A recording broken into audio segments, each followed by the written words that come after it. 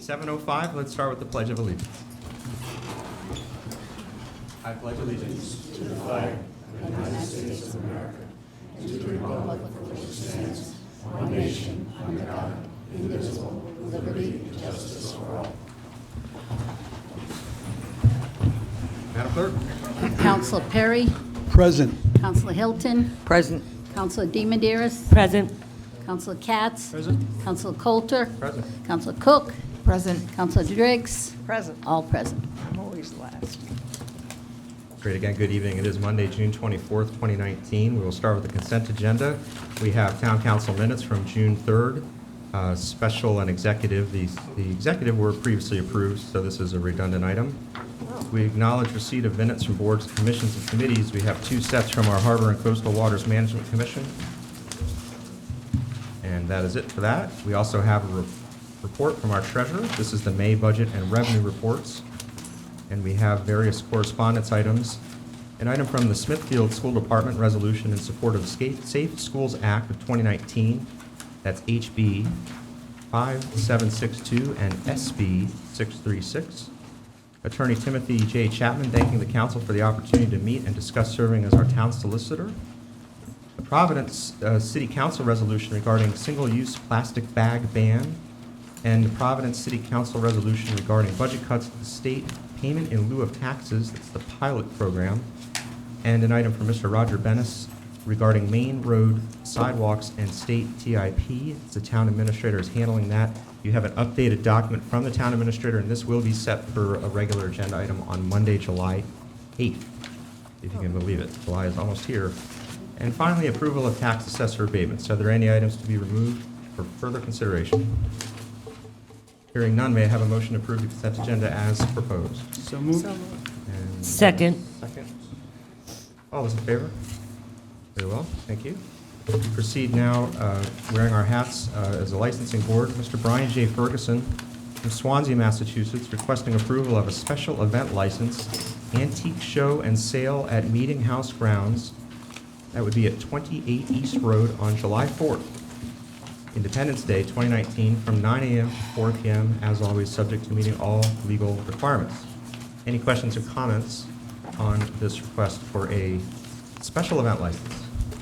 Is he here? Would the applicant like any free advertising if he is here? Is he here?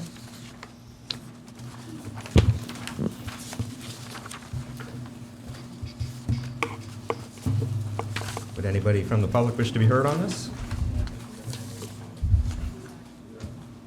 Any, all good? I have a Last time I question. thought a license would sail through. I'm not taking it for granted, so. I have a question. Okay, go ahead. Did the police chief look at this, and will there be a need for a Yes, deed? he was going, he's not completed yet, but he was going to the police department.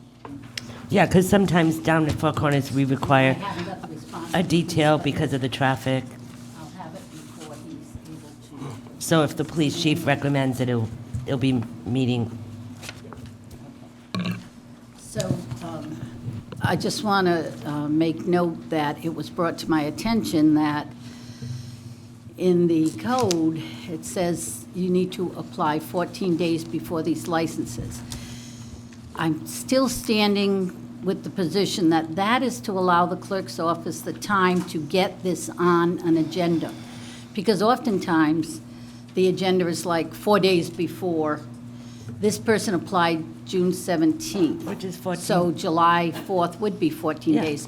But it's 14 days prior to a town council meeting. I think this is, can they waive this? Yeah, I don't think don't we usually just go 14 from when the application comes in? Well, we do. The idea is for businesses, we try to get them on the next available. Mm-hmm. But since there's been some issues with licensing, I just want you to note that it was brought to my attention. Councilor Driggs had read the code part of it. I don't. Councilor DiMederos, your code actually says that it has to be 14 days prior to the event and 14 days prior to the council meeting at which is considered. So there's a double Yeah, I requirement don't in think there, we've ever, which is fine, but if you're going to ignore that, you should do it pursuant to 5130, which is the waiver provision. I just would Right. suggest that any motion include proactive language that you are waiving it, as you're allowed to do. Can I, and I believe this person there's been many years he has been here for This is this. an annual. Yes, It's an annual Nancy. event of many, many years, so I have no trouble waiving. How So, about we get this one through? What do you say, everybody? yeah, I just want to make sure, so if the police chief said there should be a detail there, there will be, and Yeah. that'll be meeting all Every legal year requirements. he's- I'll make a motion, we approve with the police chief's recommendation. Second. And with the waiver With of the the time waiver. provision pursuant to 5130. Exactly, with the waiver. That's what you said, Counsel. Yep, exactly. Took the words right out of my mouth. Just so we're clear, does the second also include explicit reference to the waiver? Yeah, Trish, yes. Yes. Very well. Any further questions or comments? Any objection to proceeding directly to a vote? Hearing none, all those in favor? Okay, unanimous. Thank you. May I ask a question? This number 4, That is number 4, but it really it's really what? Okay, 9H, that's the one we were looking for. Oh, okay. Let me see. Well, no Because it wrong. wasn't in the consent agenda under, it says 4, is. but I couldn't find it. Okay. Some of them we Never bought, mind. and we changed the number on them, that should be 9. Just trying to see if you're paying What are we attention. talking Because we about? kept changing the agenda, because we did it a little late. and- Okay. and All right. changed. You're just testing us, that's all. Now I understand, thank you. Item 4F. It's actually item 9H. Gotcha. Thank you. Very good, Gio. 4F became 9H, I think. Yep, Okay. So this is now 9H. Yes. I was handed it around. We have a few appointments and resignations matter. Is the first, we do have a resignation pending from Patricia Cody. From our planning board, we'll be looking for a motion to accept with regret and appreciation. May I have a motion, please? I'll make that motion to accept Patricia Cody's resignation as of June 30th. It says 209, but I'm sure it means 2019, with regret and with appreciation for all her service. Being on the planning board is a very difficult job, as I said, like I've said before, and we want to thank Patricia for her endless amount of time that she spent doing this. I'll second it. Yeah, the planning board is a lot of work. Hopefully they get a stipend. Am I going to get an open meeting complaint over the wrong year? Are we all okay Well, with this? this is another, she met 2019 at 201. Is it BC? I make no promises as to whether or not we'll get an open meeting. All right. Fair enough. Well, in all seriousness, thank you again for all your service to the town, and hopefully you'll take a little break and come on back. May I have let's vote on that motion. All those in favor? Thank you. Mr. President, before we leave that, I just wanted to note that if my count is correct, that leaves us with 6 on the planning board, which has a quorum of 5. We should probably at some point take a look at what we can do to make this more attractive to people to It's- volunteer for. It's due to be advertised because there are others with terms that are coming up for July, so it'll have to be advertised. If you're interested in the planning board, don't hesitate to apply. I think the Charter Review Commission, didn't we try to reduce the size Yes, of that from 9 to to 7? 7. I think I might be Um, interested. All right, we have, speaking of vacancies, we do have 2 vacancies on our Open Space and Land Preservation Board, with 2 vacancies expiring April 15th, 2022. We have a reappointment opportunity for Mr. Brian Janes, who I believe has been serving for some 20 years or so. Obviously well qualified. I think we can proceed directly to an appointment unless there's any objection. I just have a question. We need to waive our policy because it says we take a week, we interview and then appoint a week from now. So in that motion, we need to say because there's only 1 person and 2 vacancies, we usually waive. Is that okay? Okay. Any objection to doing so? All right, Did you may I make a have a motion? motion? I'll make a motion to reappoint Brian Janes to the Open Space and Land Preservation Commission for a term to expire April 15th, 2022, waiving the policy of waiting until the next meeting. Second. Okay, thank you very much. All those in favor? Great, thank you. And we have this is a new appointment for the Tree Commission. We have a vacancy expiring on April 15th, 2023. Constance Fleckenstein? This is a request for a new appointment. Guess we should do an interview? I think she's here. She is, she's right over there. I saw her. Oh, there she is behind the post. I was gonna say, I thought you were, but that was on the Conservation Commission committee, so you know, that's,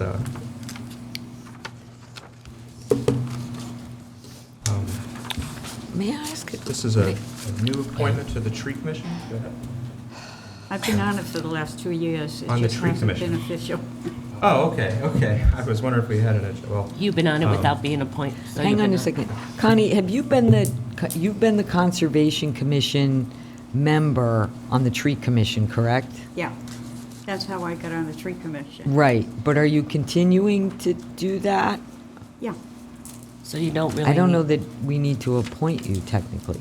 By the way, in case you didn't know, Connie is the mother of the community orchard that we have over at the Tiverton Public Library, which has really been quite a wonderful thing. But I don't know if technically we, Peter appointed me.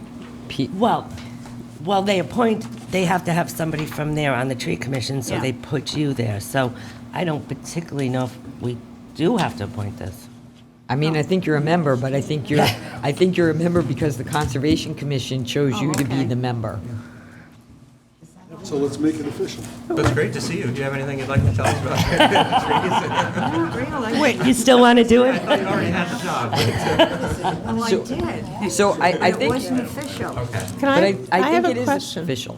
okay. So, the tree commission is separate from the conservation commission. Right, but And as I understand it, Connie's the representative from the conservation to work with the tree commission, but is she looking for an appointment to the tree? That's what I'm confused about.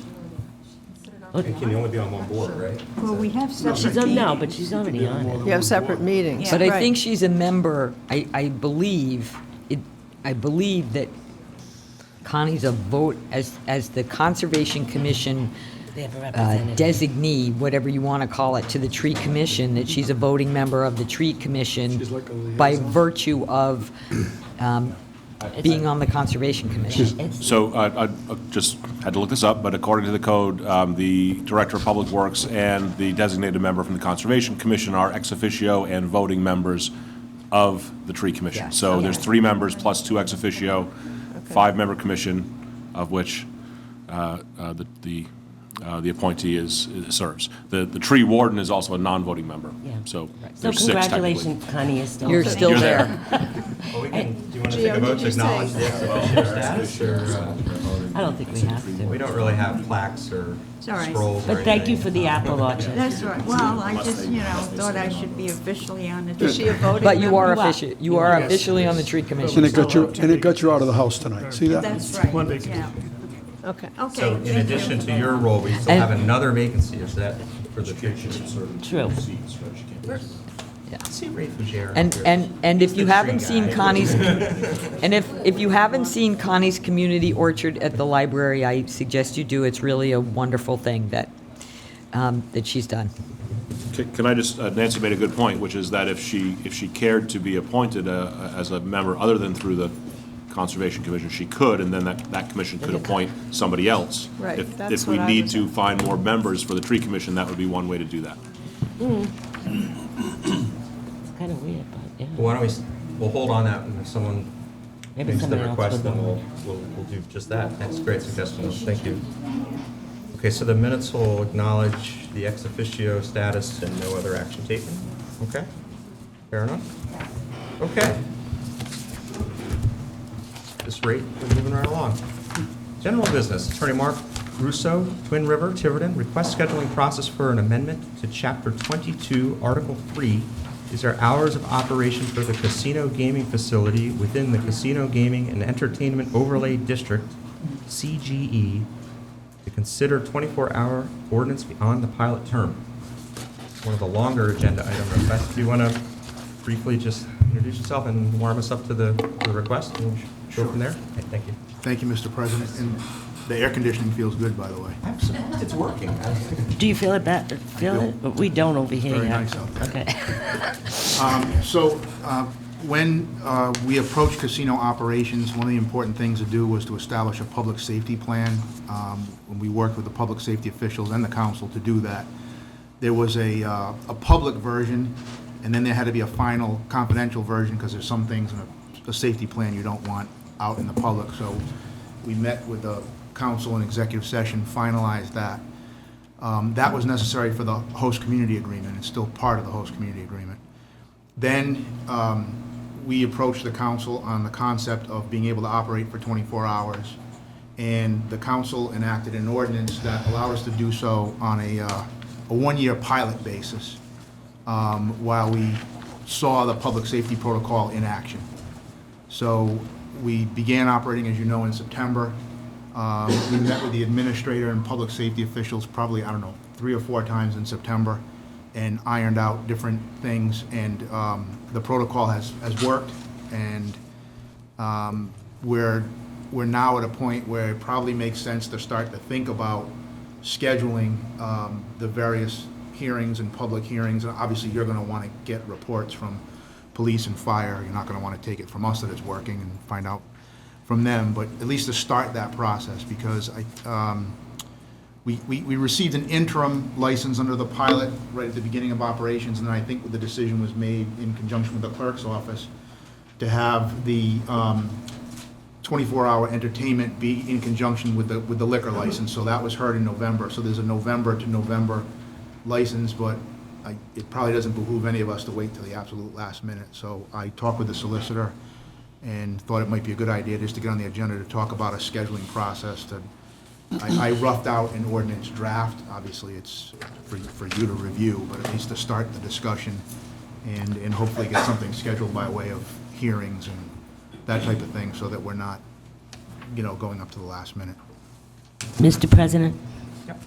Of course, I was present during all of this. The only thing, and I don't know if it makes much of a difference, but we were supposed to be getting quarterly reports, and I don't think the town council, and it's in the agreement, that the quarterly reports shall be provided to the town council. Now, I don't remember receiving any quarterly reports, and I just was wondering, are there quarterly reports that were given to someone?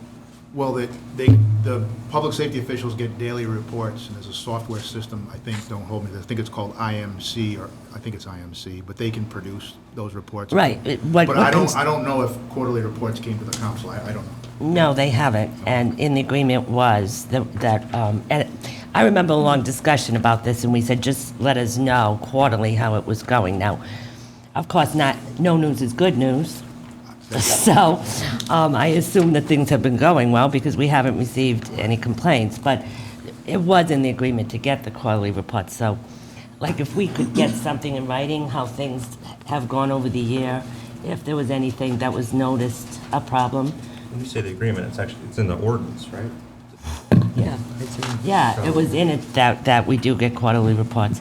Can I ask, so I understand, if we have to look at this language, I'm not sure I understand what that language in the ordinance means. I saw that in there, but I didn't know if that was Well, sort it was- of a X number of incidents, or if it was something narrative, or what was Yeah, it the was desire? something more like narrative, and we talked in depth about this, was just tell us how it's going every 3 months, and if there's any problems, we could take care of them before it becomes a real issue in a year.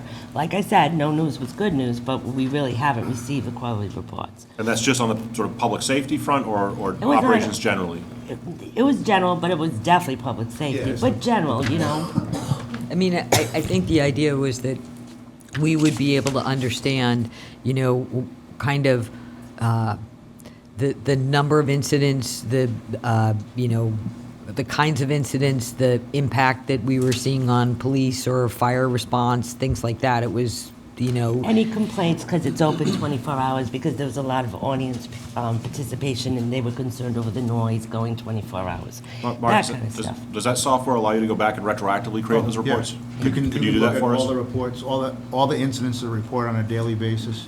Could you- And I just, as the counselor said, I'm assuming that no news is good, because the idea was, if there were issues, that the council would have a hand in modifying or updating the plan. In other words, if you had a specific issue, say there's some event on a Friday night that's causing a problem, okay, we want to amend the public safety plan to say that on Friday nights, you've got to do something different. We just haven't had that. But you can go back and look at all the data. My suggestion, because I would recommend to the council that they move this right ahead. I think Yep. that the ordinance needs to, I don't want to see it fall behind, given the operation.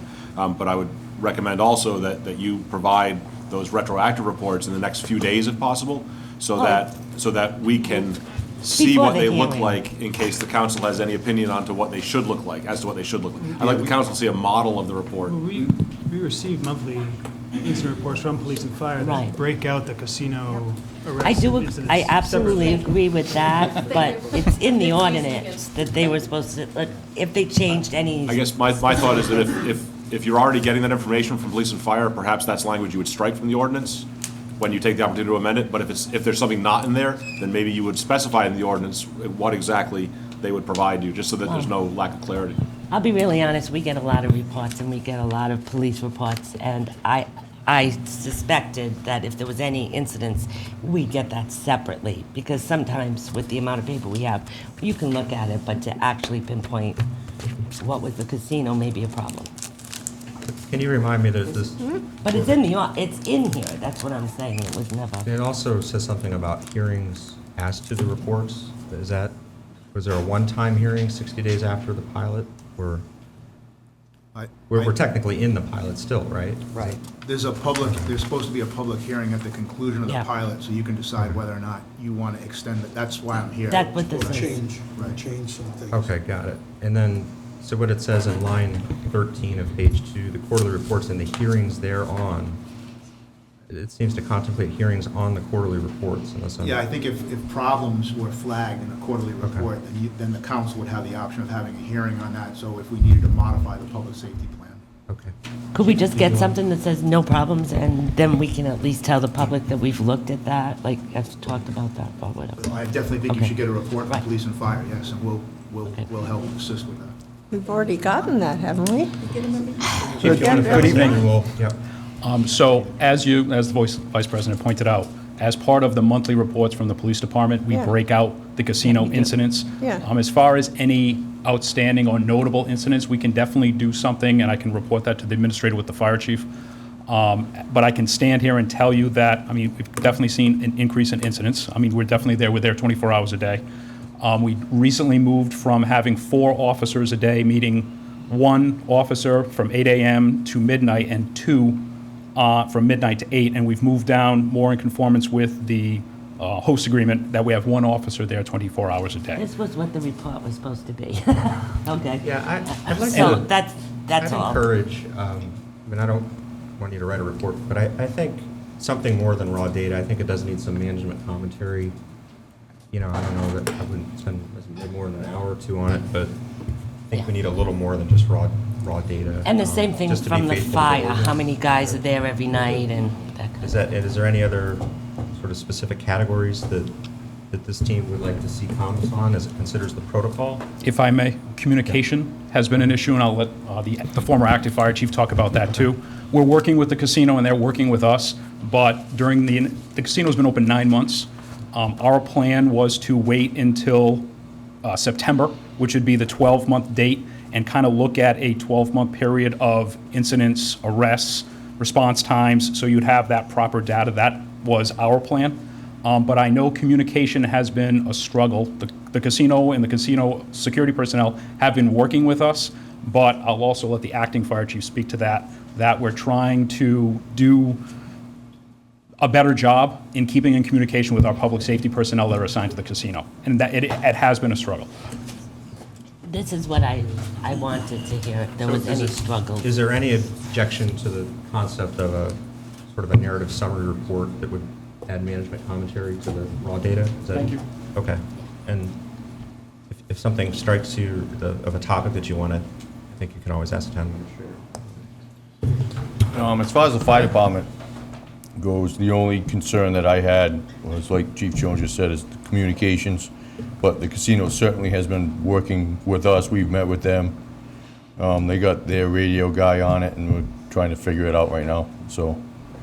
So if I understand the process, you've come with a draft ordinance, perfect, so I think it kicks to you for review, formal review. I've already formally reviewed it. Okay. But I assume, Mark, this is the version that I looked at. Just want to make sure I understand the ordinance process exactly, because I viewed it as a three-step process. It comes to us, then it goes to the solicitor for 7 days, and it comes back to us to consider scheduling for a formal hearing. Are you suggesting we can collapse steps 1 and 2? I think you can put this down for hearing at your next We have to advertise it for a specific amount. May, next Let's make opportunity. sure we're all on the same page. I'd actually, I understand the need to get this done before the expiration of the pilot period, obviously. But I would really like to get through a summer with the casino, because we haven't been through a summer with the casino, and it's different. It's a different time of year. We may have more tourists. We don't really know.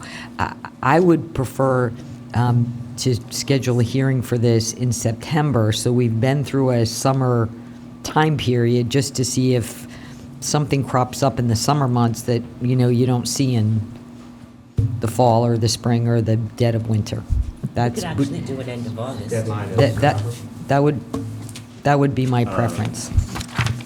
We're currently licensed until into November, yes. Yeah, November 30th. So maybe mid-September or something. You could, but I also would remind you that this is there is still a licensing process in place after you've made this change. This simply eliminates the pilot process, just like any bar or restaurant or casino that would have a license. If there are problems in a certain season or whatever that may be, you have the ability to call that licensee in and take them to task and potentially revoke a license, over incidents.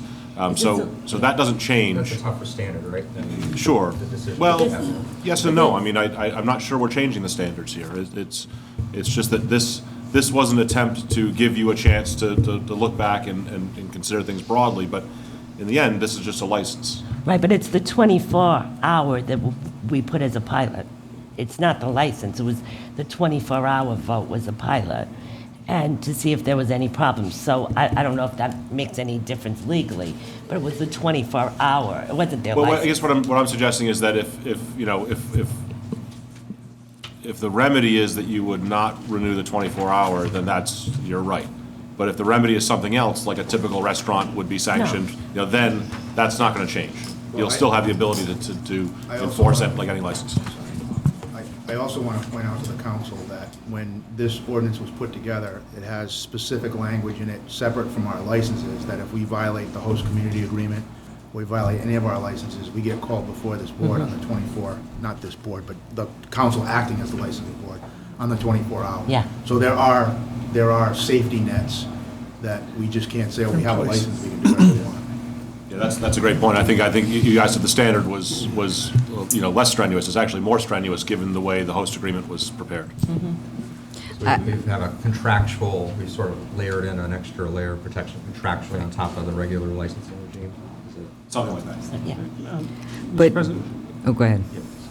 What I'd suggest is, since we would request that we have the quarterly report for the next meeting, at which point maybe we schedule a hearing on the quarterly report as implied by the ordinance, and then at that time, we'll be farther along in the summer, and I mean, we've got a lot of play here, so that would keep the ball rolling, but actually start to cover some of the bases Yeah. that appears we haven't been By that covering. time, we're almost at the end of August, really, or mid-August, because we, And does this have any relevance to the litigation that we're going to be talking about at the end of July, or is this sort of a totally separate issue? I don't believe so. No, it will be separate. That's a whole other ballgame. Okay.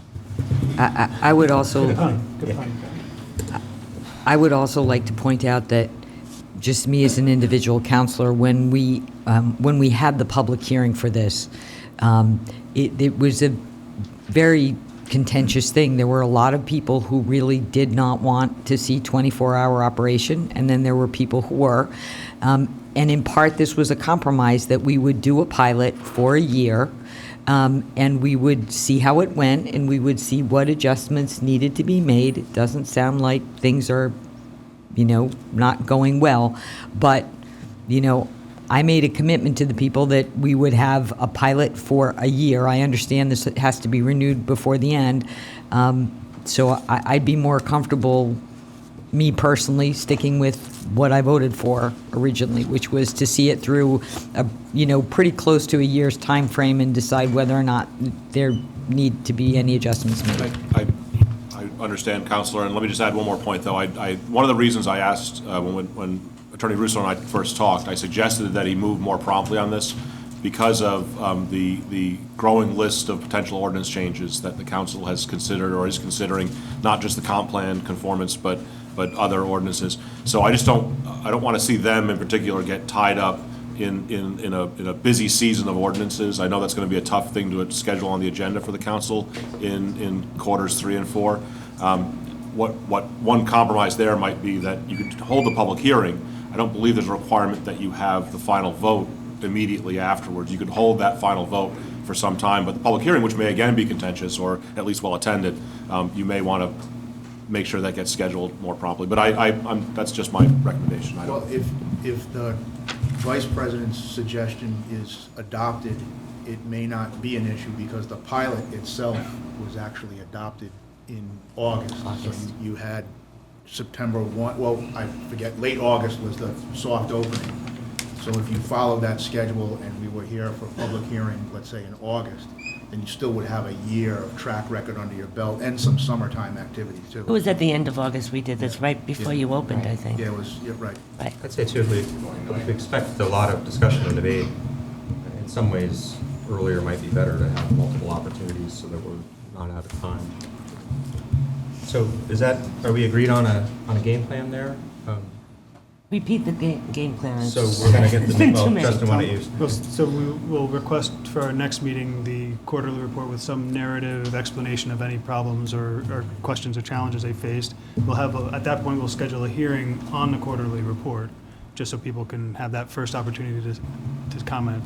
And then at that time, depending where we are, we'll schedule the hearing for Which will be the end of the August. ordinance change. Which will be the end of August, really, or the mid-August. And that gives the hearing in September, which is 2.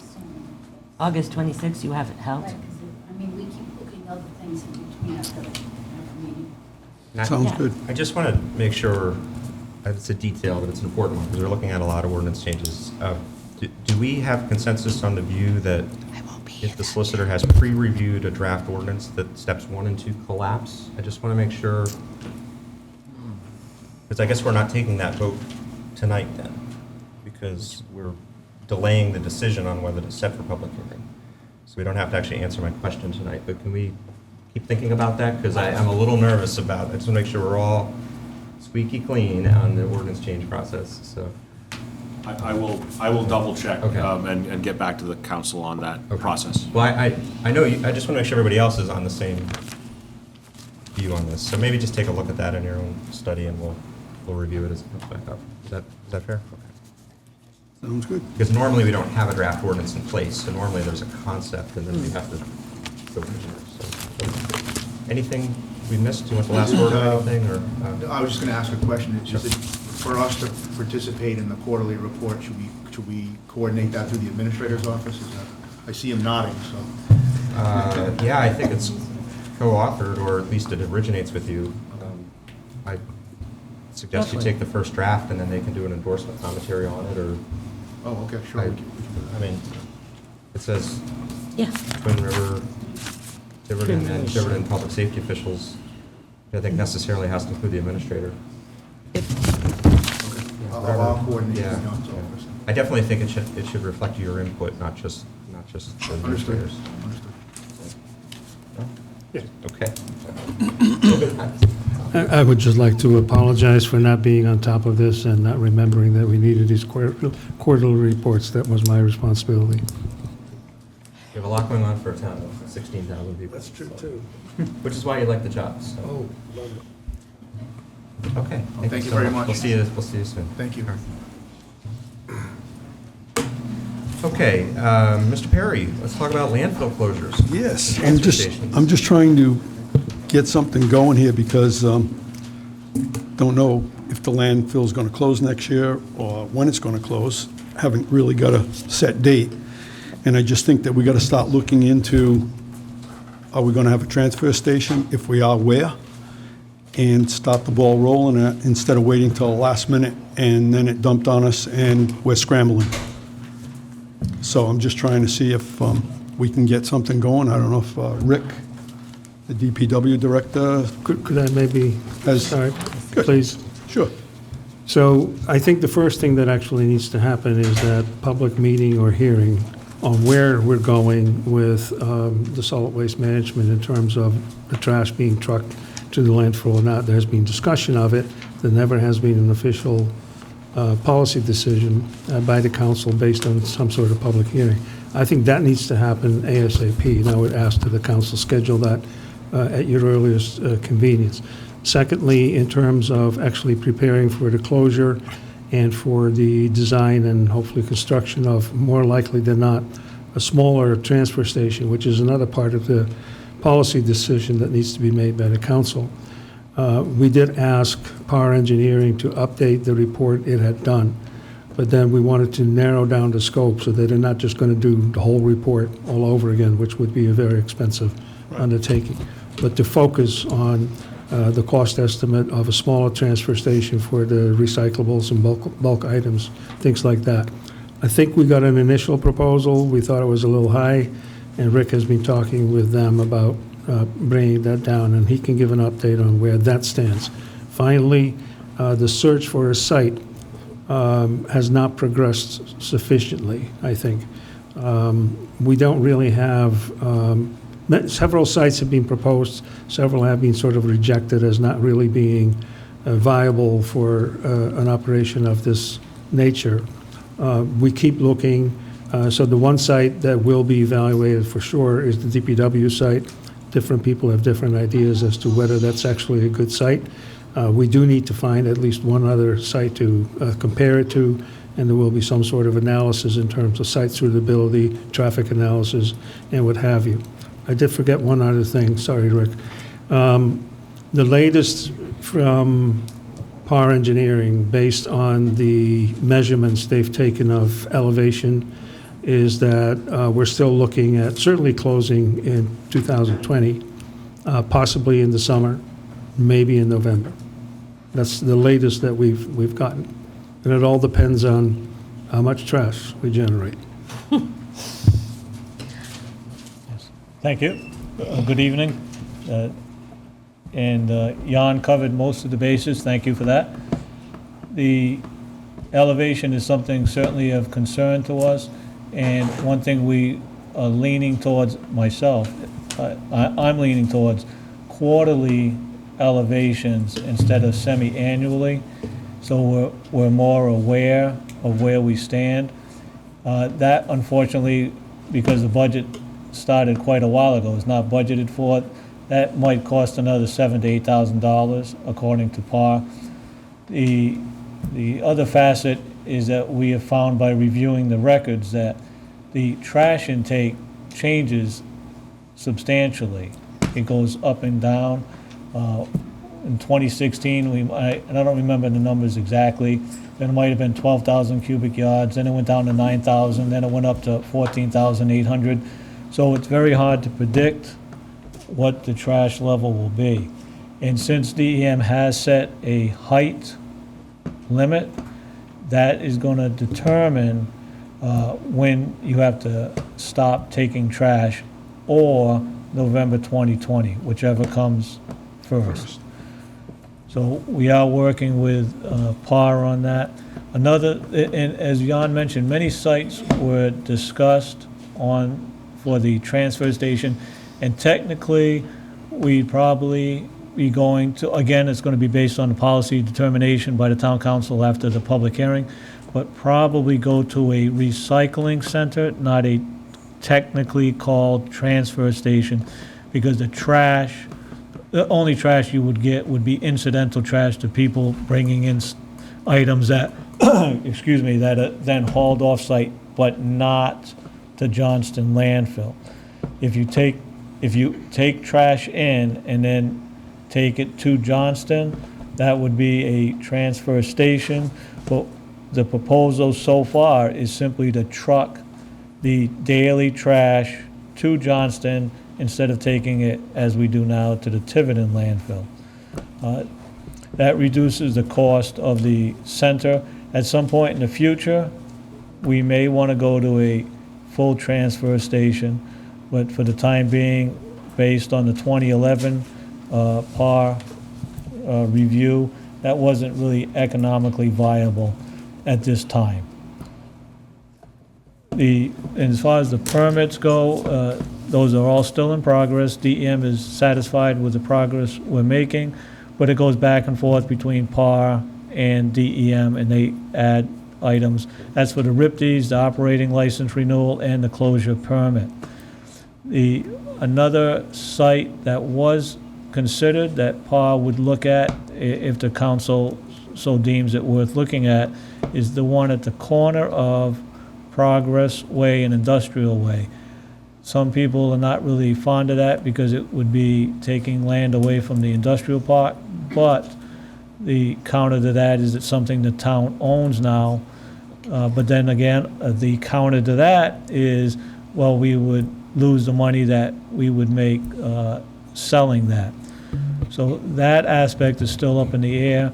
We've looked at various sites, some initially just Dick Hart, who's a member of the landfill committee, has chatted with people, and for instance, off of Boogamosh, 8 Rod Way, but the person later on decided they really didn't want that. We looked at sites on Fish Road, but the person wasn't interested in selling that quite a while ago. Other sites that seem viable for distance off of Boogamosh Road, unfortunately, there's land, but they're in a residential district. So the hiccup is finding a spot that's zoned correctly or having to get a variance, and economically viable, and transit is one of the big factors. Is it possible to use the landfill for a transfer station? DM will not allow that, okay. Unfortunately.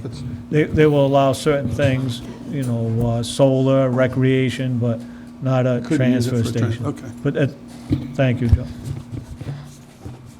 So the next step is... Rob.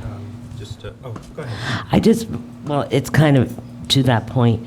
Maybe we should have a workshop with everyone involved before we have a public hearing and kind of get some kind of plan and then bring that plan to the public. Because right now, we really don't have a real good plan to bring to the public. And I was thinking maybe have a workshop with the landfill committee, the town council, DBW, and whoever else Jan feels we should, PAR Engineering or whoever else we need, and then have the workshop, and then formulate a plan, and then have a public hearing.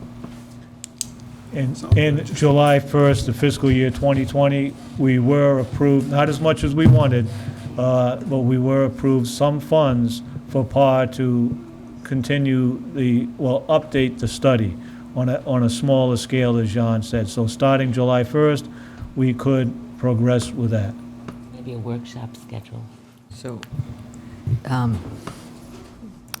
because I am the council representative on the landfill committee, the one thing that the committee is really struggling with, and we may need PAR to help us with, it's one thing for us to identify various pieces of property. It's another thing for any of us to know from an engineering point of view whether or not that property is going to work.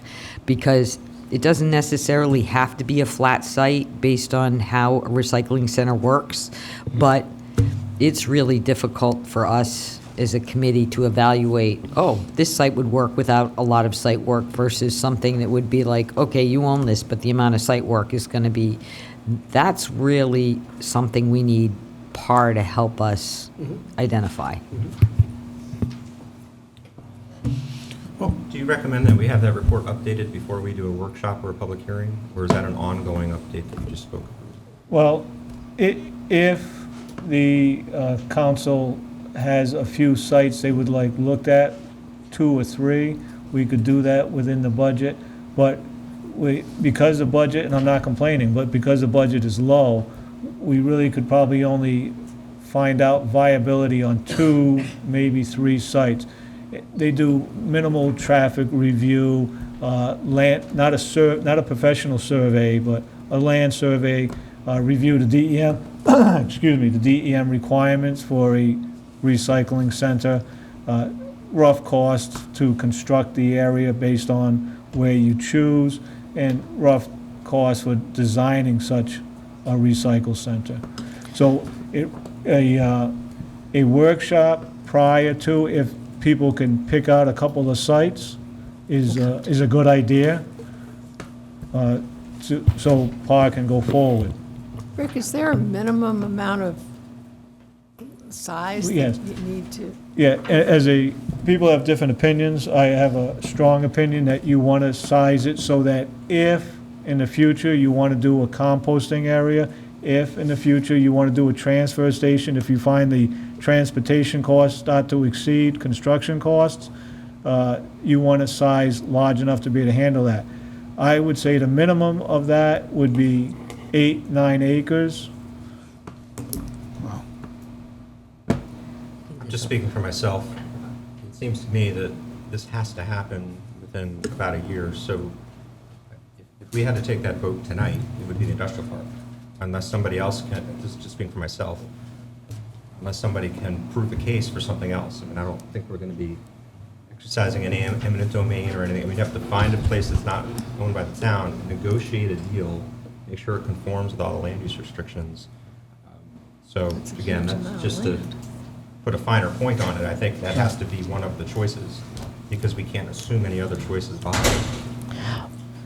Is that too wild of an assertion? No, except that we have to look at that land, just because the industrial park land is not ideal, like with rock and stone and everything else that goes on there. So we have to make sure that we can do it there. Right. Yeah. And that comment was made the last time when we actually talked about the dog park in the same location, that we do need to look at the zoning. Yeah, because it's a tough area. And I try to set my biases aside and just look fair-mindedly, which I believe I do. If the DPW site is chosen, then DPW is going to need some storage space somewhere else for all that we accumulate. So I'm not against temporarily saying if push comes to shove, that we have to do a recycle center there, but it's not a long-term solution unless DPW has some other land somewhere else. There was a discussion, this was a long time ago, but, and I might be wrong, it was land near the police station, but more near that complex where the pizza place is and all of that. There's an area in there. Yes. Is that what you're talking, do you Yeah. remember? And that seemed very viable, the flatness and everything there, and the accessibility. Now, has anyone looked at that area? If you're talking about that sort of laneway between, where it goes by This was a long the time ago, but church yes, yes. and Sherman Oil, Yes. that was looked at briefly, but again, that would have to be something PAR would look at, because there seems to be a lot of wetlands there. All right. But that's just visual. I thought they were also going to use that for Well, a second exit for the Well, I industrial just park. know that, no, because of the wetlands. I No, think that was out of the question. I think what you're remembering is there's some land that's owned by the North Tiverton Water District. Yes. And Oh, we that had, area? Yeah. we had at one point approached North Tiverton about a possible trade or swap or some such Yeah. thing, but they were not particularly interested in that. But we So- might want to pursue that again, because that was an area that everyone liked, if we could get that area. The site location would be nice because it's close to the highway. And that was what they said. Yeah. Okay, so game plan. Thanks for bringing this up. Workshop, any objection from management on going directly to a workshop? Okay. So do you want to line that up, or you want to try to set this up now? What do you want to do? I have no objection to trying to set it up right now. The workshop, It's sort of like a preliminary hearing, Yeah, right? with It's a- everybody. people can speak, right? Oh, yeah. Can we have a presentation of some kind, and we can project and actually show sites and have that prepared? So we can at that location, get the public sense of what we want to do and where. Yeah, I can certainly look into that. I'll have to find somebody with that kind of capability. DPW has nobody in We could help. that PowerPoint type of capability. But I I'm think- sure we can find somebody. I think, Landfill. I think the public should be welcome to come and speak, but I also think there's a lot of information that the council needs to learn first about exactly how much all of this is going to cost. It's not just about finding the land and building recycling, which we need, but then there are going to be the tipping fees for going to Johnston. We've got other issues with recycling loads being rejected. So I think there's a lot of information that the council needs to hear first, and public should be welcome to speak, but the first workshop might really be focused on just getting all of us really up to speed on the big picture of this and trying to come up with a plan that we can present to the public. I Would you like- disagree with that in as much as I would put the public's feedback on the same level as all those other considerations, not as the second thing we consider after that. So doing it all at once with the public, part of what I would want to get out of a workshop or hearing is, what do people want to do? Like, how far were you willing to go to drop off trash? But I do agree with that, but I think we are so basic right now, we don't really have a plan to present to the public. They can certainly come and give their opinion, but we're not at the point at all where, The plan could include options. right. What was that? The plan could include Include options. options. Yes. And the public could Right. indicate. Right. But we have to discuss what the options are, and it's very, very rough right now, right? So- Okay. Yes, I'd like to, I was not implying that I think that the public's opinion is secondary or not, of paramount importance. I just don't even know that we all have enough information to be able to present to them in a cohesive way what the various options are and what they might cost. Yep. Okay, so who owns this, other than us, the subject, Mr. Administrator? Who on your team do you view owns? Is it DPW, is it the commission? Well, it's probably DPW and I will be helping. We need to work pretty closely with Power Engineering to be able to prepare for this. I think, given what we still need in terms of an update on the study to get some of the information that you want, it's going to be at least a month before we are ready to do it. So it's just scheduling something in the second half of July. About July 29th, it's a Monday night, we don't have a meeting that That's the fifth night. Monday. Well, yeah. Is that comfortable for staff? Yeah, Very comfortable. The 29th is fine for July 29th. Might be out of town that day, but it's okay. I might be out of town too, so that's. But we'll have a lot of attendees. There's actually a note in my calendar that hold for council workshop. Yeah, the fifth I Monday. know Okay. that, but- All right. So Yeah, I haven't been here too. that- pencil that in, and then, did we answer, Justin, are you satisfied? Do you want an agenda? Do you want to talk more about the agenda? What do you want I to do think for they that? should set the. See what you come back with, and we'll go from there? Is that good? yeah, I think Okay. we present it, try to get some feedback from the public, and Okay. then we can narrow in for a more specific review and hearing. Great. And it may not matter, but what would you like to call this? A council workshop, a public workshop? Council workshop. Second. Okay, What what do do we you call it, a think? council workshop? Landfill extravaganza. Council, public, Can it be whatever. like a landfill con? Is that- well, I think if somebody from the public had some ideas, it should be Yeah, allowed I to. guarantee, what's that, public comment? I don't care what you Absolutely. call it. How about if I call it landfill workshop? No, I would call it town council workshop. I think So- Is it going to be here? that's the way it should be advertised. What's the I date? think so, unless you want it in the high school. I don't know that we're going to We get. have bigger space That on there, many. we should call this workshop. Madam Clerk, would you have an idea? We'll figure it out. Let's figure it out. Just do it, yes. Let's just not run out of room at the landfill before we give it a name. 7 PM, right? 7 PM? 7, is this enough room though? Do we need more room What than date, here? what date are we talking about? 29th, July 29th. Yeah, we might have to go somewhere else, right? Because if We'll we're figure that gonna out. bring in, We can do the library if you want. Library? Well, the senior yeah, library center or the is a- senior center, or that's a something big like one, that, too. Yeah. right? Because you're gonna need Tables. more tables for people to gather committee, right? Bringing in the trash, landfill committee. But yes, we'd want the recycle Right. landfill committee there, yes. So we're probably gonna need it. They've been working really hard on this, and we need to hear what Yes. they have to Always say. meet at the landfill. There you go. Somewhere with air conditioning. Okay, we'll figure all that out. Thank you for any support along the way, let us know. Okay. And, Thank you all. Thank you, Rick. Thank you, Rick. Glad you're on it. Are you guys cool out there? All right, that was, it's looking like Monday, July 29th. Yep. You own 10 acres of land and you'd like to donate it to the town for the future transfer station. Take 8. We will give you a plaque for that. Fine plaque. Can we condition the casino license on the, I'm just kidding.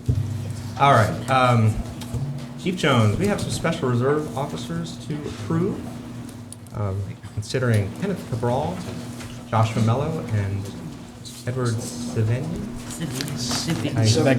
What I do is I get every name wrong Ed Savigny. so that I don't appear to be discriminating. It's not Jones, that's for sure. So, Do you want to introduce?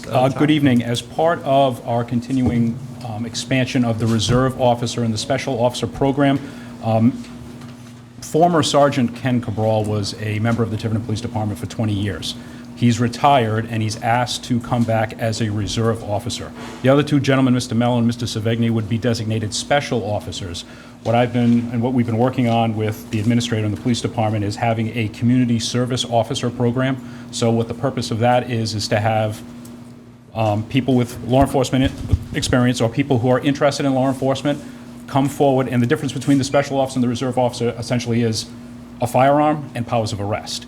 So with the special officers, we could utilize them for traffic, town functions, for added security, and also the enforcement of town ordinance violations, where the reserve officer would be the same powers and duties of a normal full-time police officer, but all of these folks working under under my direction, but with your approval, and they're not permanent employees of the town.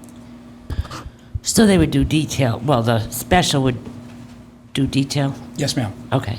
So that would just come out of our detail account? Oh. If they could work for a vendor, then the vendor would pay for them, That's just what I'm like they do saying, for your just police like they officers do now. Correct. Okay. Of course, the special officers can call in for assistance if they needed any of those powers. They'd have a radio, yes. A whistle. Does anybody from the public wish to be heard on this request? So lovely idea. Lovely idea. Any questions or comments from the council? Are they here? Should we interview people? I'll make a motion, we appoint the following individuals: Ken Cabral, Josh Mello, and Ed Savigny as Sorry. CSO officers. We have an omnibus motion to appoint all three in one motion. Any further questions or comments? Are they all here? Just Mr. Mello is here. You can stand up, Mr. Mello. Josh. Mr. Mello, He used to be on the budget. Yes, you did. He was on the budget He's a budget committee. He was on the right? budget committee, yeah. And he was a Middletown police officer. Yes. All right. Any objection to proceeding to a vote? Okay, hearing none. All those in favor? Thank you. Thank you. Thanks. All right. Director Rogers is back at the mic. Requesting permission to hire a temporary worker for landfill operations. We should have just took those together. I apologize. No problem. Okay, basically, one of our employees, the landfill attendant, is out on extended medical leave. On June 4th, he informed us that his doctor said he had to take 4 to 6 weeks off. However, he's going through different tests. He received results of one of those tests just today, he let us know. So it looks like he's going to be out longer than 4 to 6 weeks, and without revealing any private information. Again, it's going to depend on some tests that he has to go through later on. So we're looking to hire somebody temporarily as a landfill attendant. And again, as noted in the revised submission to the council, he would be a town employee. He would be paid at the rate of $27 per hour. He would receive no benefits. The work days would be Tuesday, Thursday, and Saturday for 8 hours a day. The temporary high rate, for instance, for the winter DPW plow truck drivers is $30 an hour, but they're hired with a 1099. In this case, the town would be paying the employer deductions. The payroll would come from account 5530-5101, the landfill payroll. And this account has sufficient funds to cover this expense for 2019 and 2020 because the employee is out on weekly accident and sick disability funds, which is run by the Teamsters. So funds do not come out of the town. So while he is out, his position would be funded temporarily to the temporary employee. And it is noted that overtime rates would be avoided on Saturday because we would not have to fill it with a Monday through Friday person. If I can add one other thing, that it should be a W-2 employee rather than independent contract was at the advice of Labor Council. Yes. Yeah, that's what I was going to ask. Is he an independent contractor, or is he going to be? Okay. Yes. Any questions or comments? Questions or comments from the public? Floor is open. I'd like to make a motion to allow permission for the DPW Director Rogers to hire temporary workers for the landfill operation. I second it. Objection to proceeding directly to a vote? Hearing none. All those in favor? Approved as requested, W-2 employee. Will he be starting right away? We would hope so, yes. Thank you. Okay, next up, we are, I'd love to take the budget transfers out of order. Is there any objection to knocking out the fire chief's requests first? Oh, yeah, and the DP. Next time we have a department head, let's try to take all their, is there any objection to taking item F out of order? All right, hearing none, let's call that acclaimed. Director Rogers, let's do your budget request real quick, okay? Sure. Thank you. There's a reason we're skipping the solicitor. I know you want to see everybody leave the room before you do it. But We're going to knock out the budget requests, and we'll be back to that item in 5 minutes, okay? It's out of courtesy to our staff. Mr. Rogers. Yes. Thank you. I would request approval of the budget transfers as listed for dozer repairs in the amount of $3,500 from sick leave. All the items to the left obviously have some excess, and there's a need for the ones listed on the right. Landfill equipment, rentals, and cover has some excess, and we have a need to increase the engineering and testing permits fund by the $14,400. That's basically because of the extras required by DEM for the operating and closure permit process. For instance, $8,000 was needed just for lab tests, and then there's also the review and the processing of the extras. The snow removal account had some extra in it, and we're looking to transfer $24,000 of that. And the reason for that is, one of the reasons is we would like to get rid of the pony motors that are on the old snowplow trucks. That's a separate motor, and it's just much more maintenance. And you can't even get parts for those anymore because they're approximately 27, 28, 29 years old. So we'd like to convert those to a pump system run by, it's not a PTO, but it's like a PTO. It runs off a pulley, and that would run the conveyors and the spinners. It's more reliable, and you don't have to have two fuel sources and two basic motors. It would run off the existing drive engine. And the other one is because the sweeper conked out, and we have had that trucked via CN Wood to Schmidt. They were going to give us an estimate, but Offhand, they said you're looking at $15,000 to $25,000 for that repair, because long ago, evidently, the air filter was put on improperly, and it appears that that's what caused some engine damage.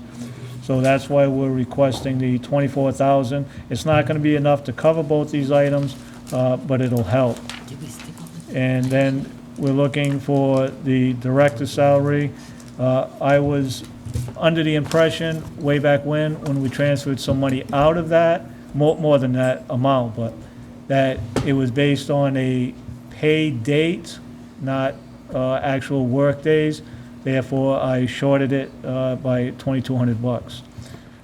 The overtime is asked to be increased by $1,400, uniforms by $600, and that's all funded by the account 5101, which is personnel services. And the last items totaling $4,600, because sand, salt, and gravel is in the red by $700, heat by $600, miscellaneous supplies by $900, landfill uniforms by $100, and landfill gas, fuel, and tires by $2,300. Supplies is 900, not 90. Yes, $900. Any questions or comments on any of these? I think we did have a question on the potential engine damage. Do you have, I don't know who or when or how, but do you have some kind of corrective action plan or training program or something to keep that from happening again? Well, yeah, I had that. Luckily for the current staff, that air filter was put on prior to their hire. We don't know why it was put on incorrectly, and until Schmidt gets back to us, we don't even know conclusively if that's what caused it. But by intaking particles into the engine, it appears that caused some damage. And we have definitely been looking at improved ways to do preventive maintenance. Do you want maybe a follow-up on that at some point? Is that okay? Sure. I don't know that it needs to come on the agenda, but maybe in a weekly report or something, unless somebody wants it on the agenda. Okay. Any other questions on these, or can we approve these in an omnibus motion? Yeah, I'll make a motion. I'm going to do them all together, if that's okay. I'd like to make a motion to take account number 5540, 5150 sick leave to account number 5530, 7645 land dozer repairs for $3,500. Account number 5530, 6442 land equipment rent/cover to account 5530, 7131, 39 engineering test permits for $14,400. Is this all right, Nancy? I think Nancy was just asking, and I think that you could probably just ask that they be approved as listed. presented, although I would note that we have two corrections, I believe, in the way they are listed, so I would make those corrections. Might save you some reading. I'd like to make a motion to approve these transfers as listed. One of the corrections would be E, 5540, 7423, supplies for $900. And what was the other correction? I think that may have been the only one. That was it, right? Okay. Second. Any objection proceeding to a vote? Questions or comments from the public? Okay, hearing none. All those in favor? Thank you again. Is Rick done now? Okay, we just have one other item, and then every other item on the agenda is sponsored either by somebody that's at this table or a treasurer who's an elected official. So I'd like to take the fire department's approval request, and then we'll go back to the regular order of business, okay? Thank you. Hi, Bruce. Hello. It's a formidable duo. Moral support. I kind Can we say no to this? Yep, one, he is still here, thank God. And I'm doing this because he obviously hasn't been involved in the process or this current year's budget, so. And I love this part of the job, so I figured I'd come up one more time. He can't stand this. Okay, so we're looking at $3,500 to move from radio maintenance to personnel and protective gear, $32,000 from personnel to apparatus maintenance, and a few items on personnel, holiday pay, longevity, and overtime. Maybe just something quick on the apparatus to be maintained, if it could. Yep, that's going to be for the Rescue 3, or actually Rescue 1, what we're going to call Rescue 3 now. That's going to be the reserve. That's the old That's the 2012, that's the one that had the motor replaced. Basically, the whole suspension had to be rebuilt, brakes, etc.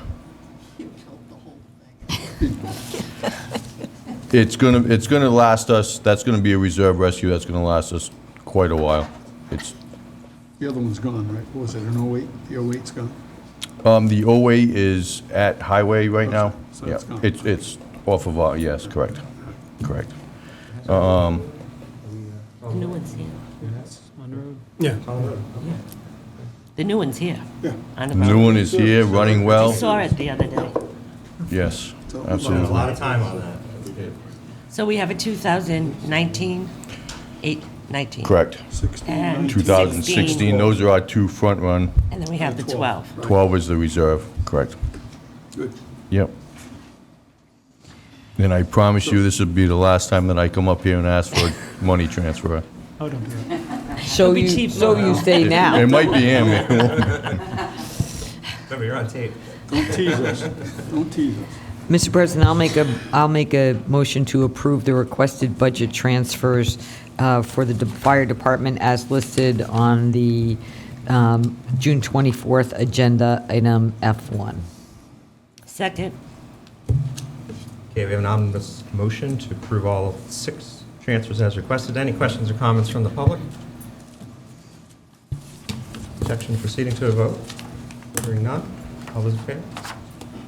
Thank you. Thank you very much. All right, we'll return to our regular order. Next up is the selection and appointment of our town solicitor, which may include terms of engagement. Mr. President. By way of, Oh, sorry.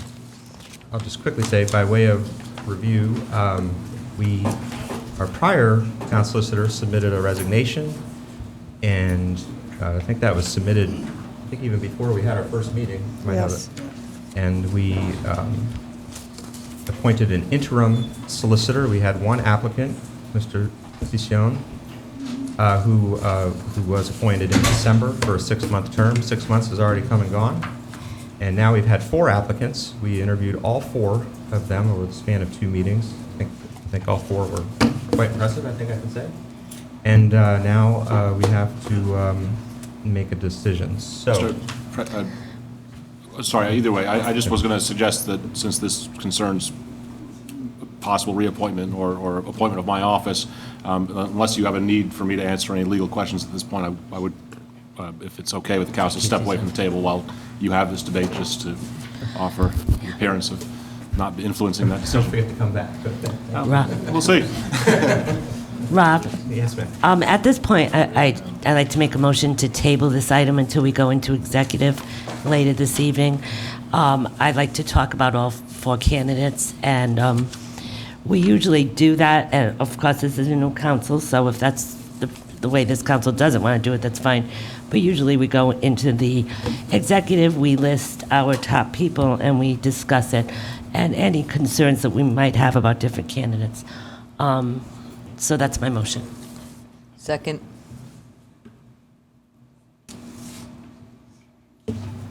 Because we haven't really discussed any of the candidates, and I just think we should. I don't know, I think it can be in public. They came in front of us and told us everything. Well, I know, but there's certain things I'd like to discuss about performance that I think should be done in executive. I think it can be done in open session. Well, there's a motion.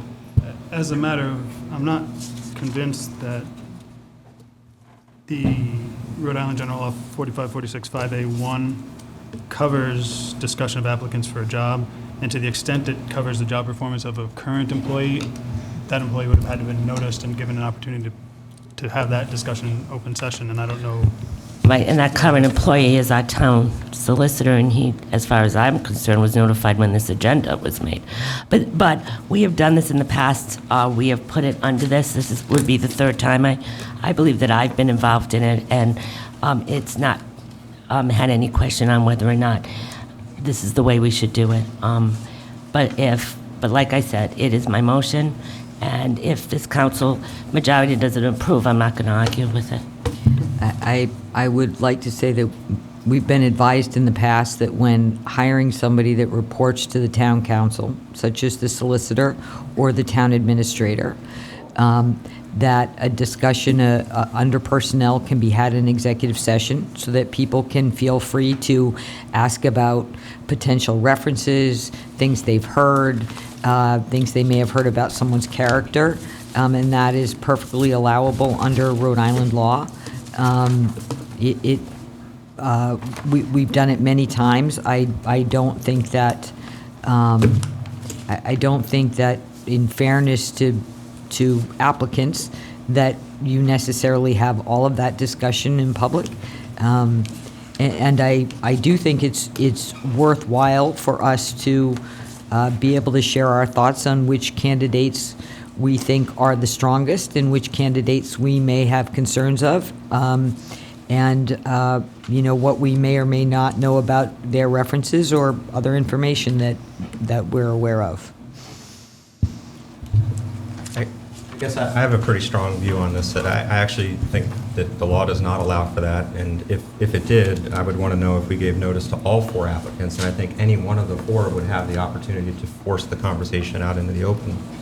Well, I have a question. Because they're not employees. I have a question. All 4 we're going to be discussing in the open. Have we talked to all 4? But the agenda says discussion of interviews of legal services, which presumes to me that it's more than one person. But aside from that, I don't even know why we would not want to be transparent and have that conversation in the open. And I recall appointing a lawyer when I was on the council last time. We made that decision out in the open. And when you appointed your special counsel, I don't recall you going in an executive session to make that. Maybe you did. I don't know. Did, in fact, but go it's into not executive session. But it's not the decision. The decision has to be made in public. The decision has to be. But if we want to talk about specific references or specific things that concern us, and they are our future personnel, I've been told by 2 different lawyers previously that is the way I had to do it if you were going to discuss delicate issues. And that's just what I'm proposing. I mean, obviously, if the majority doesn't agree with me, it's not going to go through. So there's a motion on the table. Who are the lawyers, Denise? Who are they? Well, I did this with Andy Tights, and I've done this with Tony. I've been here for 8 years. I've interviewed other lawyers, and this is the way that we've done it. All I'm saying is, usually we already know the references, we discuss the references. I don't know if anyone has looked into any of these people's references. Usually that's the way it works. I was president last time. I asked for the top 3 candidates. I looked into all the references, and then we met in executive, talked about what people told me about these 3 candidates, and that's how we went on. We've had no real discussion among the 7 of us. It's on here for a vote, and that's fine, but that's the way it usually works, where we discuss references, previous performances, and I don't think that should be done in public, and I've been advised that it shouldn't be done in public. But if this is a different way we're going to do it, that's fine. The motion's just on the table. Okay, we have a live motion on the table. The motion is to table this agenda item. And I'd like to know if there's any further questions or comments or debate from the council. Just a quick check as we're looking at this. Items 1 and 2 in the executive session on the agenda are under 45, 46, but the Open Meetings Act is 42, 46. Does that matter? The other 2 isn't advertised correctly, is that what you're saying? Yeah. Items 1 and 2. Yeah, that's a big deal. 3 people that aren't personnel can be under personnel. Should be 45. So you're saying, it says 45, 46, 5. Yeah, 45, 46 is soil erosion and sediment control, which I guess metaphorically it could apply, but So which means we can't discuss 1 or 2 because they were advertised properly? I don't know if typos like that are allowable. All of it. How about this one too? 40? There's a 42, 46 is correct. Well, it's 45, and it should be 42. Oh, that's definitely, I think that's enough. I think it has, All right. But in any event, we can have the vote and it may be a moot point.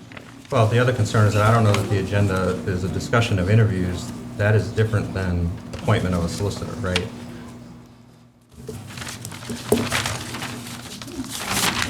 Well, the appointment has to happen in public. I Right. mean, the actual appointment, the vote to appoint somebody must happen in public.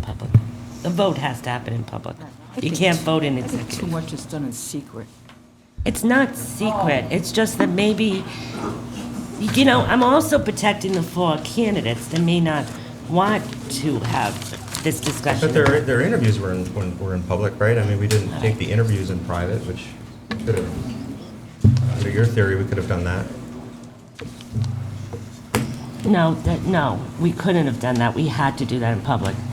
This is usually the process by now. We have talked to their references. We get some idea on who these people are, and we discuss it in executive before we appoint. Now, of course, we know Geo, but the usual process was to get the references, discuss them in executive, because you all might have a favorite, and we look at the references, and they weren't good.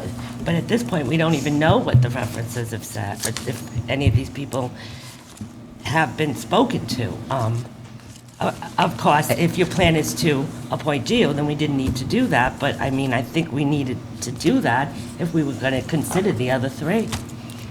I mean, that's what it actually sort of seems like, is that the other 3 actually haven't been considered at all. Because we didn't even look at the references. I can speak for yourself. I don't know who you've considered or which references people have contacted, but. Well, has Okay, anybody well, contacted any references? I think, I mean, I cannot possibly imagine a theory that says we have to conduct interviews in the open, but we somehow can conduct discussion of those interviews and reference checks in private. Just, that doesn't make any sense to me. I think this should be an open, transparent debate. Obviously, we're not going to ask anybody about their health records, that type of stuff. So use discretion like we do with tough topics every day. So. Rob, suppose we liked somebody and I called and got a really bad reference on them. I don't think that I can say what this person said in public. I really don't. I Well, the think there would person be a gave problem. you, the person Right, gave but that person as a I think reference. professionally, we shouldn't be talking about that in public. I think it's something we talk about in executive. It's fine. You, obviously, Okay, is there any it's going to further- fail, Did you have so. a chance to, does anybody else want to be heard on this? Now, I'm looking at 42, 46.5, and it says unequivocally that persons affected shall have been notified in advance in writing. So I don't think we could go in there and discuss. But they're not personnel. They're not personnel, they're But not, don't work for they're the not point is- The point employees. is, the citation that allows us to go out of public view says any discussions of the job performance, character, or physical or mental health of a person or persons. Yeah, where does it say employees only? Yeah, it doesn't say employees only. And those people affected shall have been notified in advance in writing and advised that they may require that the discussion be held at an open meeting. But you're Nancy, talking about, Nancy. the qualifier there is job performance. That the job performance, meaning somebody whose job you are evaluating. When if you're not an employee, you're a candidate for a position. I mean, you guys are. Do whatever you want. We No, should no, just move, character is not qualified. we should It just. says job You know. performance, Okay. character, or physical or mental health of a person. So anybody we were going to talk about their character, or physical, or mental health would have to be notified, and then we could go into executive session. All right, like, this isn't even worth it. I put this knowing it was going to fail, to tell you the truth, everyone. notice a I just firm. did it because I wanted to prove a point that we are not vetting the other candidates, and we're not talking about other I don't know what this is, what's going to happen here. I'm not going to argue it. I actually knew it wasn't going to pass. I just put it here to say what my opinion is. So we can just vote. You put a motion on the Move table. the question. Well, I knew that I was going to, everything that I do suggest, I hit an argument. And I knew I just put it here because this is how I felt it should be. But if we're going to just keep arguing this and then it's not going to be voted in, I'd rather just move the motion and go forward. Okay, is there any objection to proceeding to a vote? Nope. All right, the vote is a motion to table discussion of item E, which is the selection and appointment of the town solicitor, including terms of engagement. If this motion passes, then the discussion of the selection and appointment will be tabled. All those in favor of the motion to table? Are there any opposed to the motion to table? If the motion to table does not pass, the floor is open on the selection and appointment of the town solicitor, including terms of engagement. Try, Denise.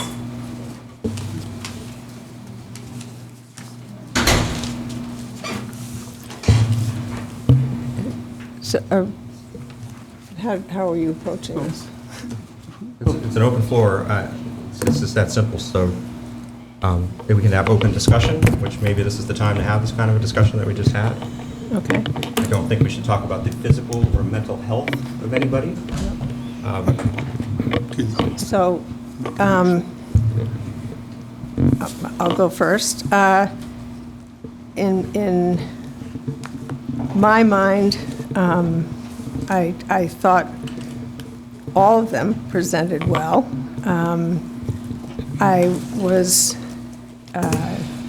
I think the Attorney Craven sort of eliminated himself from the job that was advertised, saying that he was really just available for land use. And frankly, I couldn't see where he'd have the time to do much else. He seemed to be pretty busy. I did talk to two of the references for Timothy Chapman, and they both, I talked to Russo and Almond, and they both had nice things to say about him. I was very honest that one of my concerns with him was that he was a sole practitioner, that he had given a firm as a backup if there was a gap. But I had concerns about that because I just, first of all, I wasn't sure that the backup would be somebody I would have picked. And secondly, I also wasn't really sure how that would work with a sole practitioner if something should happen and he really was unavailable or couldn't be here for a while. I just don't know how much the Conley firm would have been up to date in what's going on and be able to step in with full knowledge of what's going on. So that's my issue with him. And interestingly, the other person, and I don't know how to say his name. How do you say it? I think it's Marcel. Marcello. Yeah, Marcello. I again had the feeling that he is potentially could be, sounded like he was pretty busy and was in court a lot. And frankly, I just didn't think anybody, for me, distinctly said this person should change what I feel has been a satisfactory and good relationship with the attorney that we do have now, who did come in temporarily. He's now aware of the issues that are in the town. I think he's been doing a good job. I think, I feel that he's been very even-handed. Sometimes he goes against us, sometimes he goes against somebody else. I think he's been very even-handed. And I would like to, my vote would be to keep Gio going. I think he's done a good job, and I think he does have a firm behind him that's a good firm and that has been proven to be available. So that is what I would do. Can I ask you to comment? I was just, I reached the same conclusion pretty quickly on the litigator, and I think he'd be an excellent candidate to remain on our special counsel list. He only does litigation. And I had narrowed it to 2, including Marcel as well. And frankly, I was struggling with that decision for some time. Can you just elaborate, and particularly on can somebody remind me of what the fee proposals were? Because am I wrong in saying that Geo is the only one that actually would agree to the retainer cap? I don't think there was any fee mentioned in this stuff with Geo, right? Because I had asked, and he said it would be the same, right? Right. Okay. The others were straight hourly. Michael was here. Chapman was the cheapest. Yeah, Chapman was the He was cheapest. 125. And I have Marcella right here. Hourly rate for Marcella was $175. Is it capped? No. Or is it all? No, No. 200. And I asked him No. about that. He said It's 200. He said it was an hourly rate, and if you calculate it out, you're talking 15, depending which of his employees are here, 15 to 20 hours a week, which doesn't seem satisfactory number, in as much as our current solicitor said some weeks it's up to 40. So, and plus, Mr. Marcello's firm is currently, one of my concerns with them is they're currently acting as solicitor in East Providence, which is in the process of changing their entire structure of government, which can be probably a complicating thing to walk people through. So I'm not confident that they quite understood the availability that we'd be looking for. The other thing I found interesting with Marcello was that he went through, he was the solicitor for Coventry. And when they, not too long ago, and when they went through a town council change of membership, and the majority wanted to bring in their own person, he was not chosen to stay on. It doesn't say that in his legal experience, so it doesn't say anything about Coventry. I believe it does. Well, unless I'm reading this wrong. Worcester. No, Not Worcester. No, it's East Providence and Woonsocket. Woonsocket, I'm sorry, All right. Woonsocket, Woonsocket. And he was let go because the majority wanted the person they wanted. You checked a couple of these references? Would you mind if I? Yeah, open floor. I looked at all of them, and I personally, my number one choice would be Michael Masello. I think he has experience as a town solicitor. I think that his other experience in government was, he was a former rep. I just think that he had a lot of experience, and I thought that he was someone that I thought would be number one. As far as Gio, I was very honest during his interview, and I'll remain to be honest. I don't feel that Gio represents me, and I don't feel he represents the entire council. He disagreed with me, which he had every right to, but I just feel that there's certain of us that he's not as open to. Like I said, I tried to contact him a couple of times and never returned my phone call. And I feel that every time I do suggest something or disagree with him, he totally disagrees with me without listening. And that's how I feel. I also feel that Gio's zoning experience is very limited. We're running into a lot of zoning issues, and I'm not sure that his firm is really well equipped for that.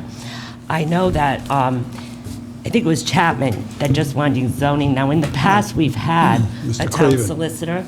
Mr. Craven, it was Sorry, Craven, just, In the past, we've had a town solicitor and a separate zoning official, a zoning solicitor, and I thought that maybe that might be kind of a compromise where Craven could do our zoning, and then we hire a separate town solicitor. Wasn't Mr. Craven just litigation, or did I? No. just zoning. He Yeah, specializes he's in also zoning. zoning, Yes. so I thought that we could go back to the way we used to do it and have a separate zoning attorney, and zoning takes a lot of time from a town solicitor. And it wasn't until recently that we changed that, because when we interviewed Tony DeSisto, we found that he was very experienced in both, so we decided to hire him for both. But I thought that Craven was also someone that we should look at as a zoning person, a zoning solicitor, because he has a lot of experience in zoning. And he also has an associate that would be here to help him. And I thought that might be somewhat of a compromise if we had two separate, and like you said, Rob, like have a different attorney to do different jobs. And so that is my opinion. I could elaborate, but I think that that's all I'll say for now.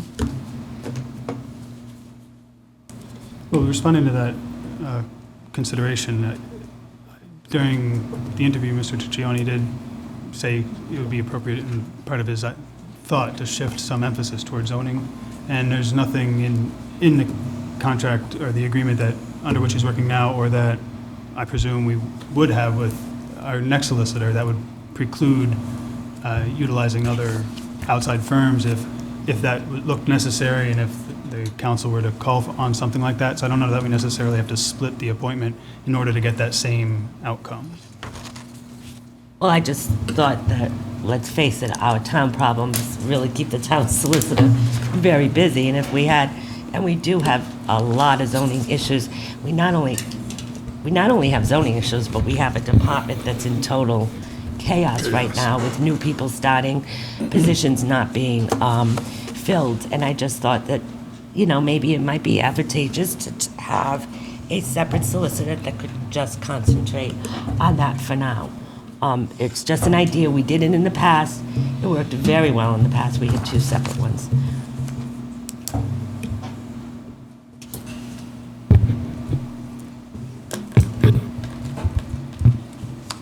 The open floor. Mr. President, I would also agree that I felt that Mr. Marcello was the strongest candidate, particularly with the depth of municipal experience that he has. I think that municipal law is absolutely a specialty, and I felt that his experience, his background, the time that he served as a municipal solicitor would serve us well. I did speak with one of his references, as well as a colleague from East Providence, and received very good recommendations, and he would absolutely be my number one candidate. As far as Mr. Ciccione's reappointment, I go back to Mr. Ciccione's original appointment, and again, Mr. Ciccione has come here without any municipal experience, and frankly, I think that shows.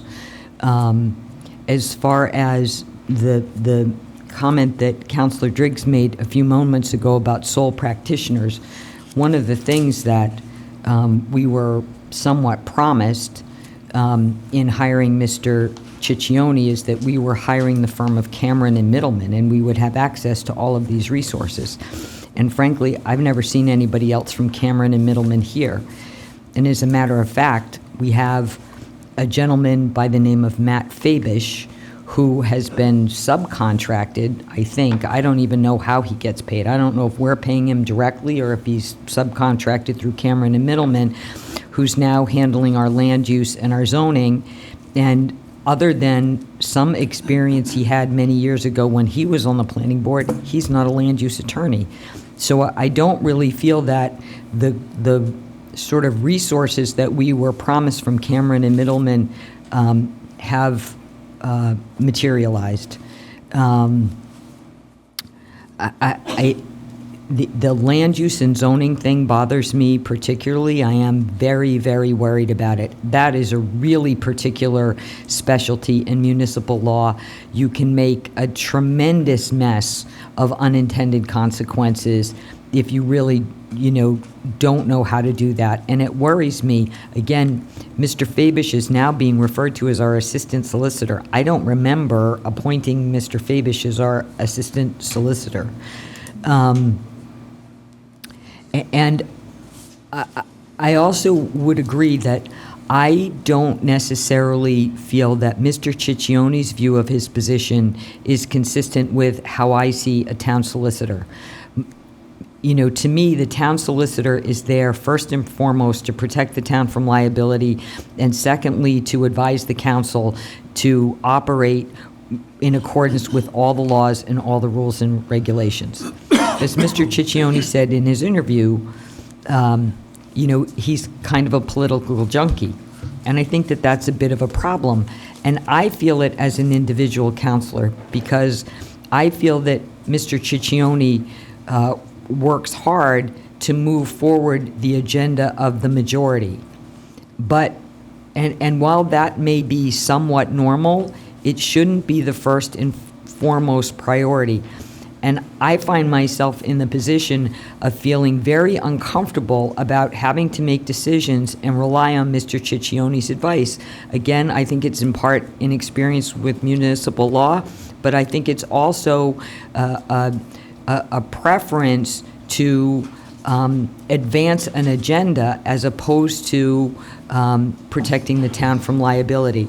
And I see that for myself because I frankly went and looked at the legal bills and was rather stupefied to see the sorts of activities Mr. Ciccione has been undertaking since he arrived that I don't know a thing about as a counselor. I had no idea. And that makes me feel incredibly uncomfortable.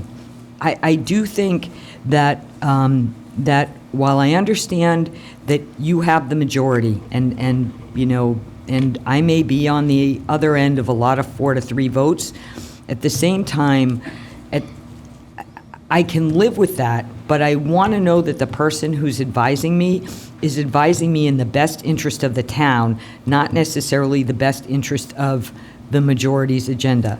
And again, when I checked Mr. Marcello's references, when I talked to people about him being on a split council, what I got over and over again was that he's a straight shooter, he calls it like he sees it, he calls balls and strikes, and that, you know, he's committed to protecting the interests of the town. I think that that particular characteristic, plus his municipal experience, makes him my first choice for the job.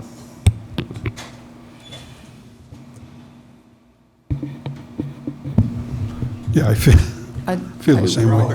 Mr. Marcello was my first choice, but I also was looking at Mr. Craven's experience on zoning and looking at a way if we could do the two-lawyer thing, if that was possible. But I did like Mr. Craven's experience with zoning, which I think is very important. But I recall Mr. Craven saying that he's so busy that actually he kept pointing to his associate to take care of everything. Right, but he That's also what I had remember. experience and he can use. That he had absolutely no time. Oh. He said it. He outright said he had no time. Right. And that my He had associate would take care of it. No time for solicitor, but he said he had time for zoning. And when he wasn't able, he had his associate that would step in. But he did say he was interested in zoning. Yep. And I think that's a real important issue in this town, especially with the way things have been going. Well, I also would like to know, Counselor Tricia, what you mean by my agenda. I'm not quite sure what you mean by that. We don't have the time for that.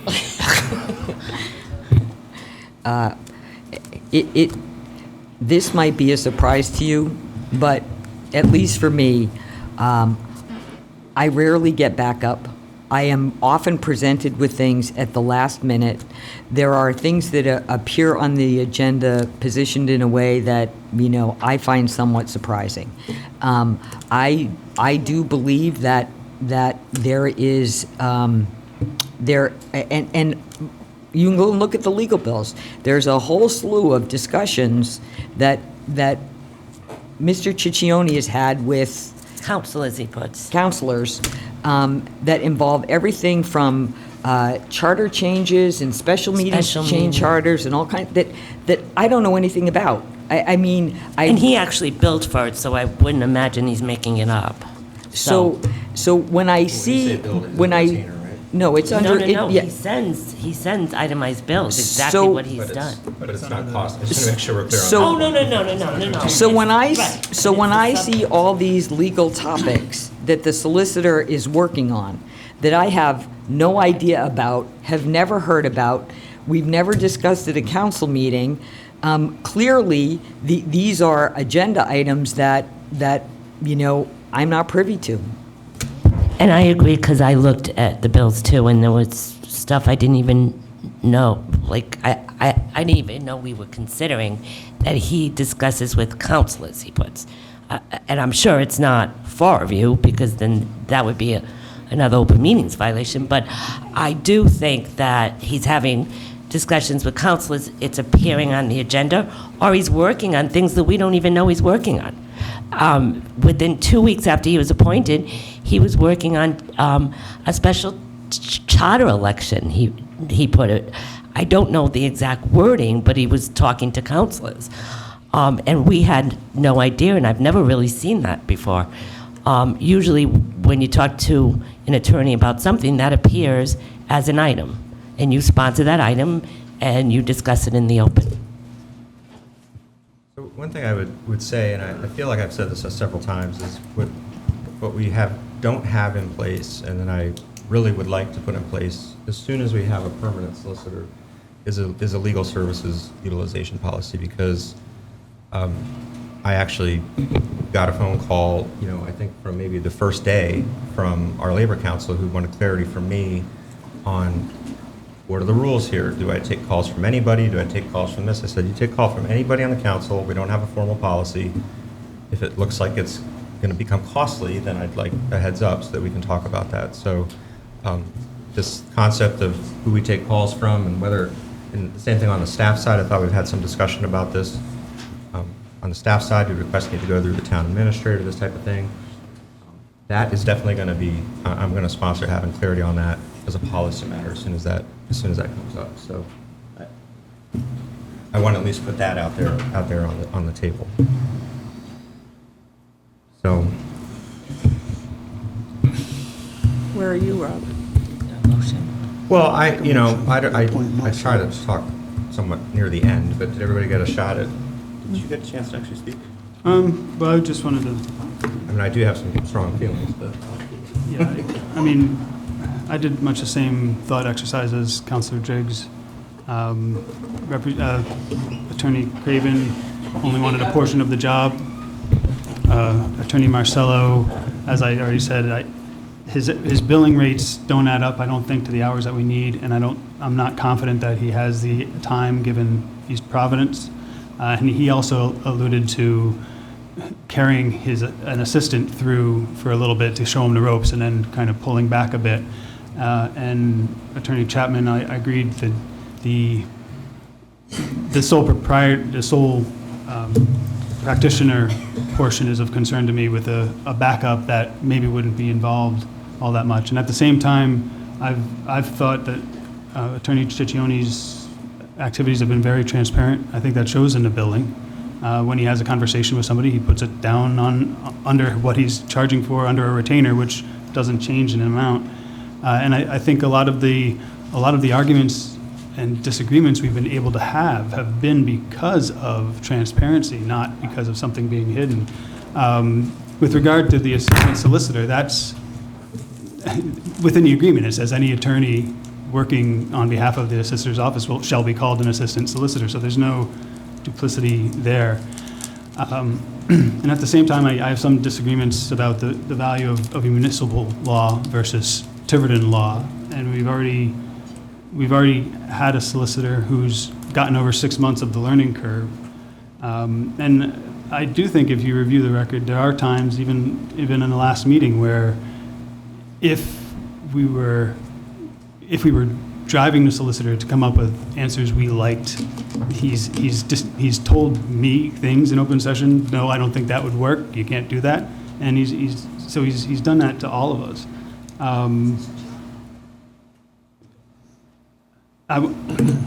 Just because the opinions have been expressed about agendas, I'll say my view of a comparison on a scale is that the prior solicitor was much more favorable to a particular agenda, and I think we're doing well. And you don't bump somebody just because and start fresh. That said, I do agree zoning is a particular area we need to look at, but I don't necessarily agree that bringing an entirely separate attorney for that role at this time is the appropriate response. We can set expectations for our solicitor, and if we need other help, or even outside of his firm, we can certainly push for that at that time. So I'll just go ahead and move to appoint Gio Ciccioni and Cameron Middleman as our full-time solicitor, with the expectation that the administrator will work out the details of the agreement. Is that the way it would go?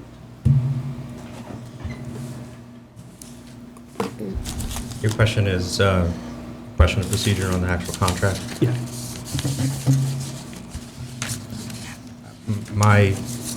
This is just a suggestion, but my suggestion would be to make the appointment, see where that goes, and then I don't know that we would want to wordsmith the contract at this meeting, but we could. But I like your idea of kicking it off to the administrator to... Well, don't. Whose role would it be? I mean, I know when Attorney DeSisto was appointed, the council said the administrator will work out the terms of the agreement. It never happened. He ended up working on the terms of his application. Well, he worked with the administrator, and that's what they decided. They did talk about it. Right, but it was never So- adopted as an agreement separately from the application. But I'm just saying, I referenced that just as the matter of process. It went to the administrator to, come up with the terms of the agreement, and then presumably back to the council to ratify the agreement. And if that's acceptable, I'll make that my motion. All right, we have a motion on the floor to extend the interim appointment to a permanent one with, the details to be worked out. Is there a second to that motion? I'll second it. So my comments on this have to be brief. Again, I sort of felt we had 4 really good candidates, and I think we're very fortunate in that regard. I really hate decisions like this. I pretty quickly narrowed it down to the 2 that I think there seems to be, Mr. Marcello as well. And wrestled with that for some period of time, and fairly familiar with this area of law. And I guess part of it was the fee cap thing, but what really, at the end of the day, became sort of a tiebreaker for me, is what it really comes down is the word integrity. And as a lawyer, it is impossible to know absolutely every single thing about everything. And, I think we have to be cautious about assuming that there's just, this person is this expert in this or this specialist in that. If you look at the portfolio of land use problems that we have, they have come from, in many cases, the advice of these so-called expert attorneys that we've had in the past. I'm not actually aware of a single problem that we have in the last 6 months. Maybe it's still early or current. And a lot of this stuff gets swept in an executive session, and a lot of this is, doesn't come out in the open. And I think maybe it should come out in the open, but we have live litigation cases that are in litigation because of the advice of town solicitors who were not GEO. And, I just think we need to be sort of mindful of that. I do think that a clear legal utilization services policy will help drive this. I have similar questions about how that should come from staff and department head results, and I think that should really come up right away. I know that everybody has the town solicitor's cell phone, for example, but should there be more than one person to incur a certain amount of time? Does it not matter if it's on retainer? These are conversations that I think we really need to have. And I'm just sort of thinking back to, my experience on the Charter Review Commission and watching the solicitor block all of the work that an elected body did for a year. And so I think I'm going to not take the bait to have a really great, deep discussion about agenda and what's in the best interest of the town. And I also don't appreciate this comment of another OMA. There hasn't been an OMA violation other than you claiming that there was one. Now we all worry about whether the agenda says 42 versus 45 or $90 in supply versus 900, because I think it comes across as a personal agenda that's trying to be driven here. What I'll say about Gio, and you've seen it, you can check the tape, he's not afraid to say no. He's not afraid to say no to this side of the table. He's not afraid to say no to this side of the table. I know he's not afraid to say no to our planning board and our zoning board.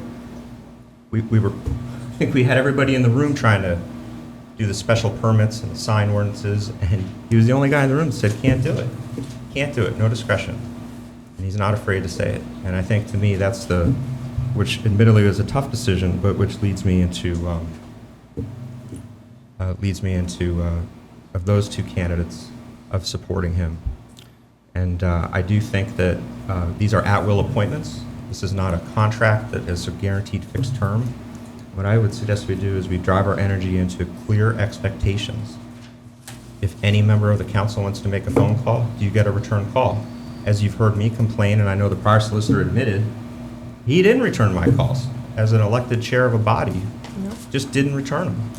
That was, is that the standard? I think we can all work towards driving that standard, and that's what I'll personally take the lead on trying to create an outline. And though I know not all of us will be satisfied with an outcome of any one vote, I can at least do my best to try to drive some standards on that.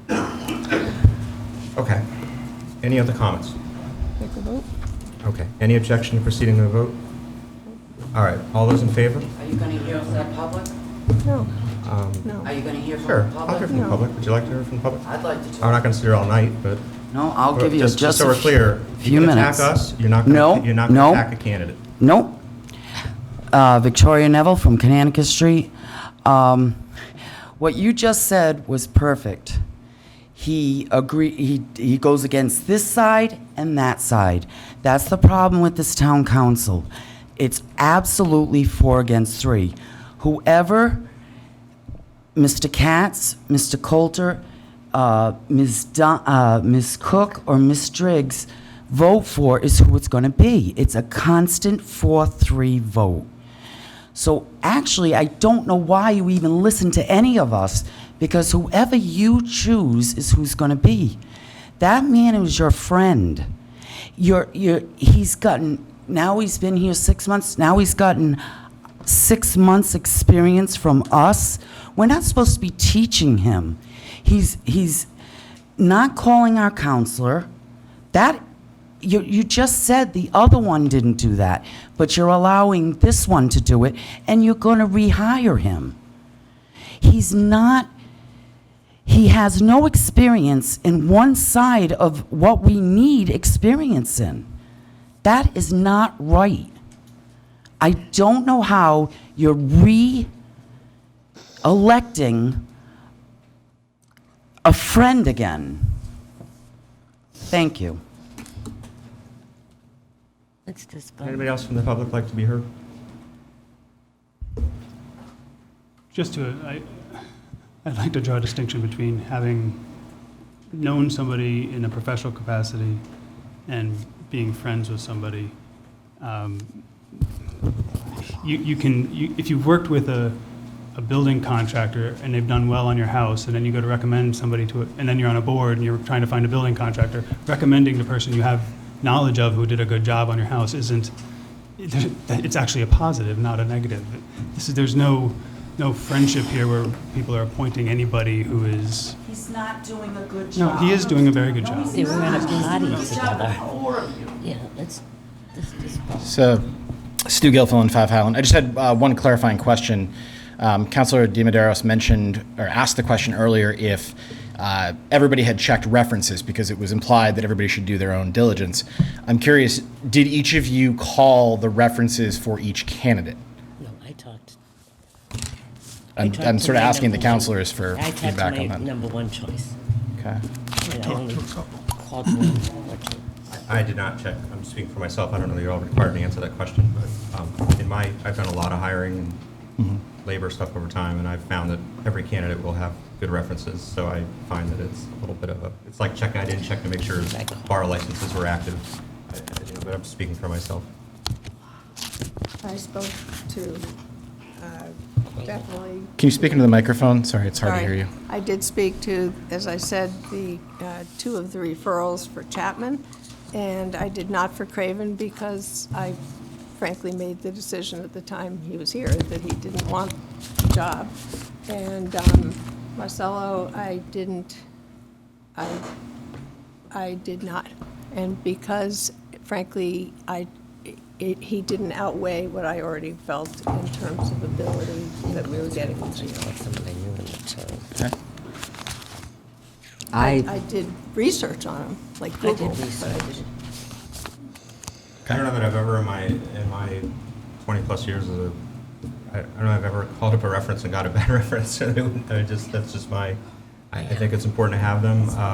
I take a lot more stock in the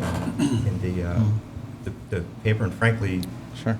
you know, I asked some questions that mattered a lot to me, which were based on public, that type of thing. That's just my point of view. I understand that. I just might offer that sometimes it's not so much pros and cons, but it's also strengths and weaknesses of a candidate and whether they're a cultural fit for what's a very politically charged environment here.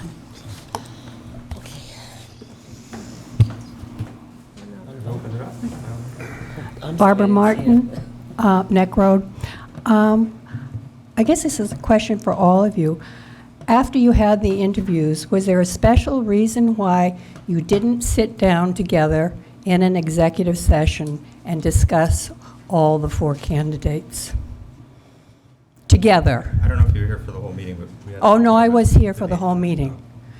Well, first of all, I don't think the law allows it, so that's one reason. And secondly, I don't think it's transparent, but that's my answer. On what possible basis in the law do you get to go in executive session? The whole point of open meetings is to be out in the open. And the whole reason that this is how we always did it, and I got advice from the last solicitor, is exactly why we need a new solicitor with good, solid integrity. See, I disagree, because if you want to talk to, if I got a reference from someone that I felt a little uncomfortable with, I would feel much better talking in private about it and not doing it in public. And that's. I've written a memo to the council, a one-way communication that would have been privileged. Well, not only that, Okay, but well, if, that's fine. but if you had some information on somebody and you brought it out publicly and then you found out it wasn't true, wouldn't we be liable for slander? I mean, that's one of the reasons why I don't want to say anything publicly about anybody. You want to discuss it and then come out and then take a vote on the person. You can discuss in public what because you could. 2 points to that. On the question substantively, I'm not sure. I mean, as public officials, there's a high bar for somebody to libel you.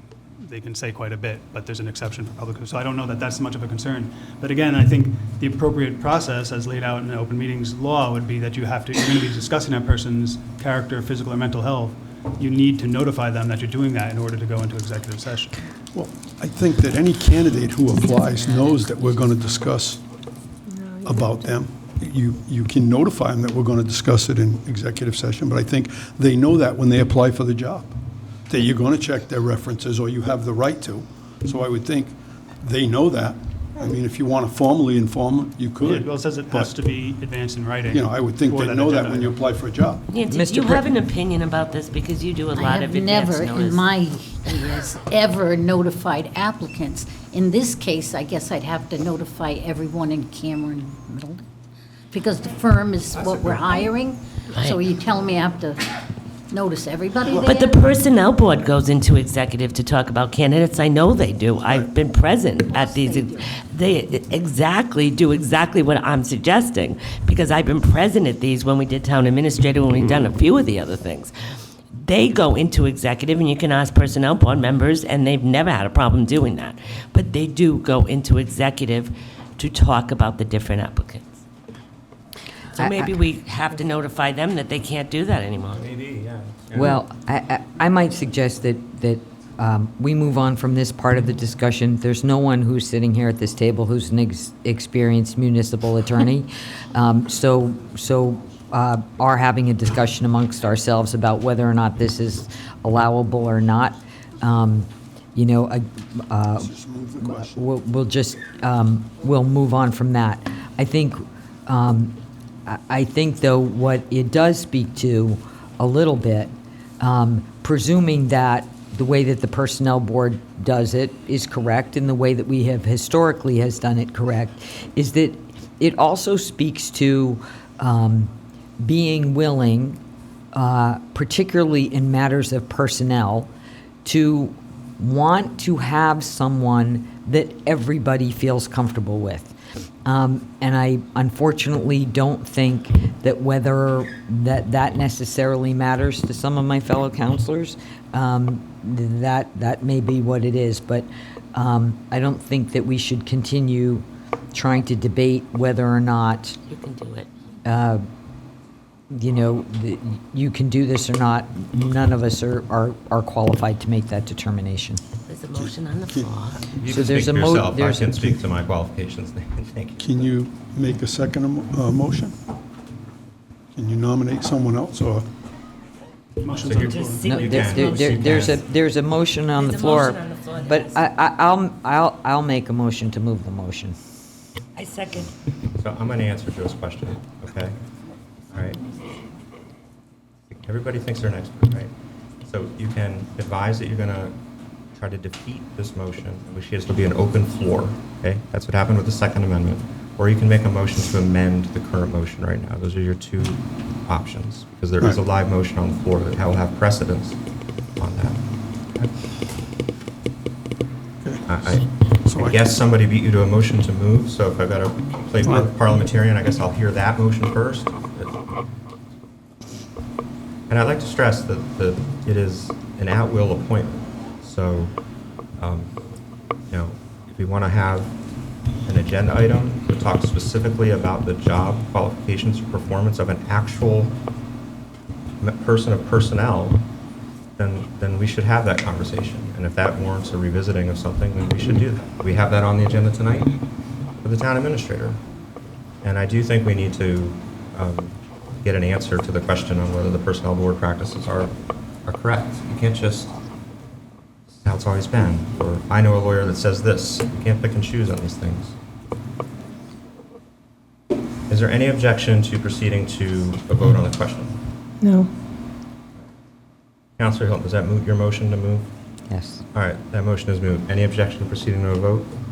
All right, all those in favor? Any oppo- No, this is to move this is to move the Oh, I'm question, sorry. correct? No, it isn't. I asked if it was, I'm sorry. I no, thought it I'd isn't. asked if that mooted your motion. Muted Oh, your I motion. thought you said move No, the you I voted. thought you were saying move the motion. I thought you said move. I'm sorry. sorry. Could you restate them? I'll try again. The question is, if we're proceeding to a vote, does that moot your motion? to yeah, proceed? I didn't, I heard move, not moot. I'm sorry. Sorry. So what's the motion? I'm sorry. Point Gio. I just want to confirm, the next vote will be on the main motion on the floor. Is there any objection to that? Okay, all right. So if the main motion passes, then the interim solicitor will be offered a permanent position with details of the engagement letter to be, I guess, first kicked over to the town administrator with more all right. And we will not sign an engagement letter until it comes back to the council. Do we all agree on that? Okay. Yep. We will see the letters. Okay. All right. Does everybody understand what the motion is? Yes. Okay. All those in favor? Any opposed? All right. I do want to, again, thank all of the applicants, and all of them will be on the special council roster, okay? And I really encourage everybody to, I really mean this, I want to really encourage people to put input into what kind of a utilization. First, help me find a better word than utilization, but once I do that, and maybe I can have you wear the bullseye on that. If you can help me with that, I'd like to really make good on that and try to provide some policy on what reasonable service standards are. Excuse me, Mr. President, can I just clarify something? You said that all would stay on the council roster? You mean the 4 candidates? Well, there's no formal roster, but we have appointed special counsel for certain matters. Right, so I've got to sometimes litigation. notify these others. I mean, Right. I usually send out a letter that says, thank you for your, Yeah. interest in Tiverton. We have appointed. Are you telling me to put something else in there? Is that what you're implying? Can I just remind you that I believe you asked every candidate, would you be willing for us to use you for certain, I did, and I And they all said I think that was the right yes. question, And they but I said don't know yes. that I have the framework in place to formally put them on our roster. I don't know that, I think that would need a little more discussion. Unless there's an objection, can Nancy's letter say, as discussed in your interview, your information will be retained on file in the event of potential consideration for a special matter? Yeah. Is that, Yep. is that okay? It's not a binding? Yep. You're seeing more and more of this, and I think that, you know, there might be a discrete litigation matter, or aren't we doing this now in perhaps zoning rewrite where it doesn't have to be the same person for every single thing, and we might reach out to them and say, hey, we have this, we have something like 24 live cases, we may want to shop some of them around, try to get caps out. This is how a lot of places do it. Question I have, is that something that we would decide or the solicitor would decide? I think that is it's our call. I mean, if we stay silent on it, then I think this list, I mean, feel free to jump back in. And this is where I think some policy around this would be good. What I, again, speak for myself, what I'd like to do is take the whole litigation portfolio and sort of assign liaisons to it and start to have some progress on these. So, is that? Yes, first, Feel free thank to you. disagree. No, I agree with that, and I think that's something that you know, makes sense to look at that policy and how we deal with it. But let me just first say thank you for your confidence, and I certainly heard the concerns of, that were raised, and I will do what I can to try to address those as I continue on. And I do want to clarify, and I mean, I hope you've heard this from me, because I have told Labor Council that until the council has policy guidance, what I have said is that I don't have any reason why you can't field inquiries from every elected official in the town, the town administrator, every department head, and every board, commission, committee chair. And that's how it's been going, I think. So, but I would respectfully... And I remain happy to do so, and would obviously respond to any of the councilors on any issues as I attempt to do. I guess it's easier for me to say that because John fixed the fee. I'm a little more mindful of Tim's bill, but... Okay, guys. As you noted, Mr. President, it's a at-will contract, but that goes both ways, so. I don't know, though. I don't know. I think you're ethically bound. It's just like Tony couldn't quit quite as fast as he wanted to. I said, I think you're bound to your client for at least a due transition period. So I'm not going to let you off that easy. All right. Mr. Perry, hey, dog park, good news. 70s. We, well, tell me if I have this wrong, but we are making sure we are squeaky clean on making sure that the $1,000 donation that we had on the spot, was it 2 weeks ago? We're going to formally accept that. Did I miss out on anything? Anything to add to that? Okay. No? Mr. President, I would just, having just briefly looked at this in the interim, I would just note for the record that the contribution was made for the, generically for the purposes of promoting a dog park, and I think, given that there were no further restrictions placed on that, it becomes the council's decision as to how that is allocated, particularly, and I just want to make sure the donor is aware of that and understands that, but that aside, I think it's perfectly acceptable. Okay. Is that, any comment from the public on our interpretation of this as a restricted grant? So do we have to make it clear that we are taking it as a restricted grant for the dog park? Is that what we're doing tonight? I think that's the agenda item within Okay. the, Yeah. and if somehow dog parks become impossible, then I guess it's a side-create petition to the Attorney General or something like that? I would hope that we would keep it simple and perhaps offer to return it to the donor at that point. So the purpose of that was so now people can make donations to this account for that specific thing, the dog park, correct? Well, I think you can, Because there are people that want to make donations, but they don't want to just send it so it goes into the general fund. So we want to make sure that... yes, that's right, I'm Okay. sorry, yes. So it was noticed as a two-part motion. One is to request that the treasurer create the account, which is restricted, and the second is to accept the first donation. And both of those can be approved in concert. Okay, my question is who do they give the check to? Do they give it to the treasurer to put into that account? Joe Terry. Give to Joe. I believe we are already holding the check in escrow, and the administrator will hand that off to the treasurer the next business day. I would imagine it's just town of Tiverton, right? Yes. Would be Yeah, the- Town of Tiverton. And maybe put on a memo field, dog Memo, park. dog park. I was just kidding about Joe. Thank you, Yeah. Barbara. Life's rough enough already. So, so this is good news. The dog park is coming. I don't know how long, I don't know when, but I don't think there's a split on this council. I think there's unanimous support for one, and we don't know where just yet. Hopefully, a big one and a little one next to each other, maybe. And let's get a formal motion. Joe, will that be your motion? Yes. All right. Second? Do we have a second? Any further discussion? Questions or comments from the public? Okay. All those in favor?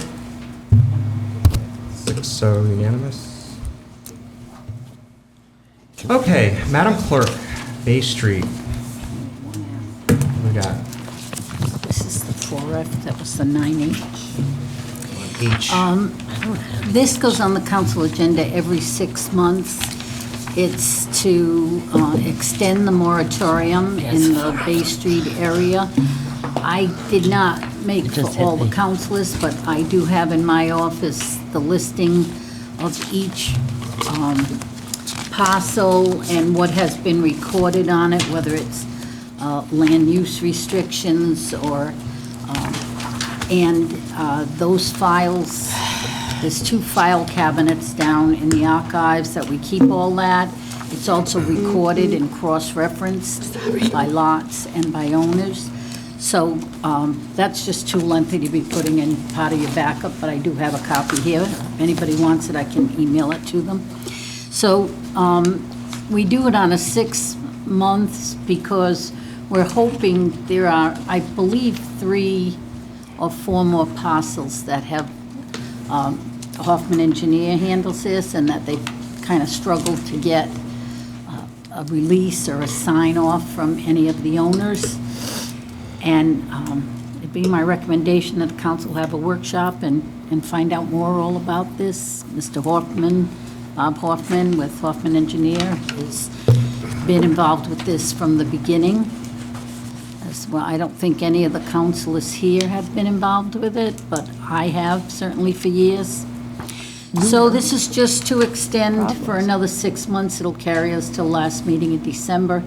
If all the parcels are not resolved by then, we'll have to put it on again. And you do have the full moratorium, though, on the boundaries, and there is a process if any digging or anything like that goes on in that area. Nancy? It Yes. was my understanding that the 2020, this has to be dealt with. So I think we need to start. It was not extended in June of 2018 for 6 months, according to this. It should have been extended till December of 2018. Yes, it was extended to December, yes. There's I have nothing it. on here, Yes, that's what I was questioning. Yeah, it's so. just not on that part, All right. but I did have it on. Okay. Absolutely, I remember it. I'll take your word Because you for had it. just began, it was in December, and that's why. Right. But yes. Take your word for it. So, Workshop on that. I So mean, I was usually the talking to- council or somebody's the one who should want to put it on, but I just keep putting it on as a kind of a reminder, you've got to keep voting on this. And I need to catch up with Mr. Kendricks about, I had suggested a joint workshop in some manner with their work. I think that might have been more broad than just Bay Street, but I have that on my Q3 list, so. Yes. Can I look back and then I'll report back to you on I tell you, setting for workshop? this should be Its own, on its own? Okay. in my opinion, don't you think so? Well, if it needs to be its own, you wanna schedule it This needs its now? own workshop. You need to come up to speed on this. Yeah, I was going to say, when we first, shortly after we got on in December, the extension was on our consent agenda, just to get it done. This time, we put it on new business in order to up the ante and force the issue a little bit. And this isn't, Bay Street's an issue I hear quite a bit about. People want to resolve the question one way or the other. And so I think we should definitely move forward with a workshop in the third quarter to at least figure out what decision we have to make, and then to start the process of making it. Do you want to attempt to schedule that now, or should we think about that? Let me send dates, because we've got the July You already have the July 29th one. for, I'm thinking September. so August or I don't know if September. that's too Let me late, but I'm thinking. Let me see when Mr. Hoffman can, and I'll send dates. And I'll talk to Leroy about the other workshop, and I'll report back to you. Okay, I think we need a vote on this agenda item then. May I have a motion, please? I'll move to approve the Bay Street moratorium extension to December 31, 2019. Second. Questions or comments from the public? This has been extended for a number of times. We're going to try to set this for a workshop sometime in July, August, or September, and try to move this difficult subject along for a decision. Okay. I'm sorry, second was Joe? Okay. Hearing no further comments, all those in favor of the motion? It's unanimous. Approved as presented. Treasurer Surratt? No. Oh, sorry. Counselor Cook, I wasn't trying to skip you. Discussion and possible action regarding ordinance amendments to Chapter 10 animals. Thank you. We do have the complainant in the room, and I'm glad that she's here. I did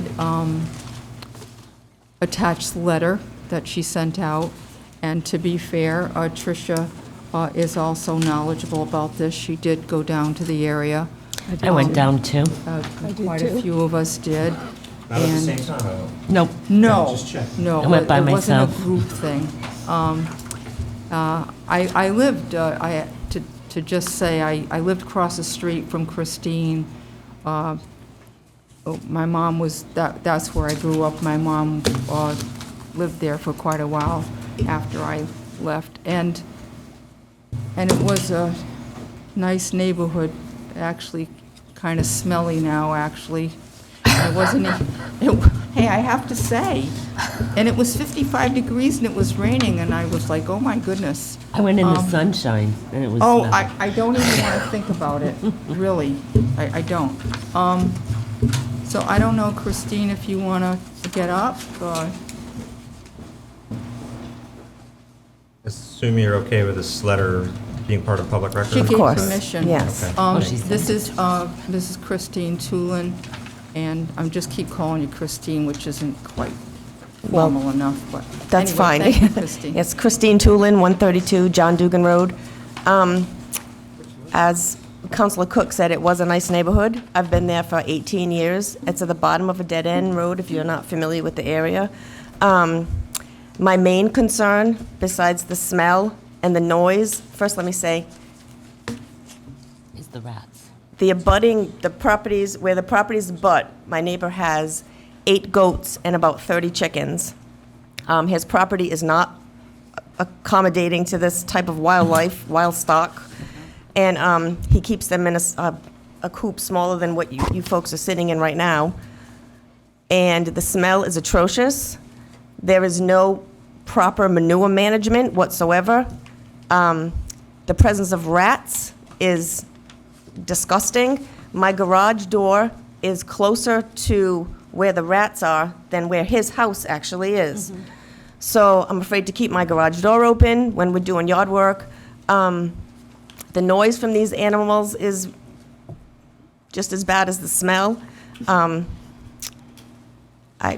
We've started constructing a fence. If you've been down there, you've seen the very bare minimum of what we've done. And it's my understanding that I have to put the finished side of my fence facing his property. But yet, if you've been down there, you see what's facing my property. And it's appalling to know that coming closer to retirement, I want to sell my house. My property value has got to be lower than what it should be with the way that this is looking and smelling, and it's just, it's abhorrent. I don't even know what else to say about it. It's my property value, the rats, the smell, the noise, it's all of it. And I am not using this council as a personal vendetta whatsoever. I mean, this is my family cannot even enjoy our outdoor living space without the smell. And it's not even the noise so much, I can live with the noise, it's the smell is so bad. He has a billy goat, and I don't know if you know anything about farm animals, but billy goats are disgusting. They don't belong in somebody's backyard. I mean, And he's very close to your property he's line. on, so if you, he's on your he's property on line. my property line. I have a picture. He's Yeah, right no, on. I was there. Yeah, I He's know. right there. I've been told that he can have that structure there from the interim building and zoning commissioner, which, listening to you all talk about zoning, and it's very discouraging because this is my issue. As a taxpayer, there's got to be something that can be done about this besides me just living like this. It's been years I've been like this. Maybe about 4 or 5 years ago, I complained about it, and the building inspector at the time went down there and cited him and told him, you have to move this away from her property. And he did. Now, if you notice, there's one little coop that's further away from my property than the other two, and he has since come right back onto my line. How long has he had the animals? He's continually getting more and more within the past, I'll say, 5 years. Yep. I've talked to him about it. I've been civil with him about it. I have police reports about it. I found goats on my deck where my family eats, in my backyard, on my fireplace, in my yard, chickens in my yard. It's not a farm. So let me just, if I can just jump in. And just so we're clear on the agenda, this is also relevant to 10A1, right? The resident complaint? Apparently, yeah. Okay, so I just want to make sure we're kind of hitting 2 agenda items at the same time. And is the neighbor here?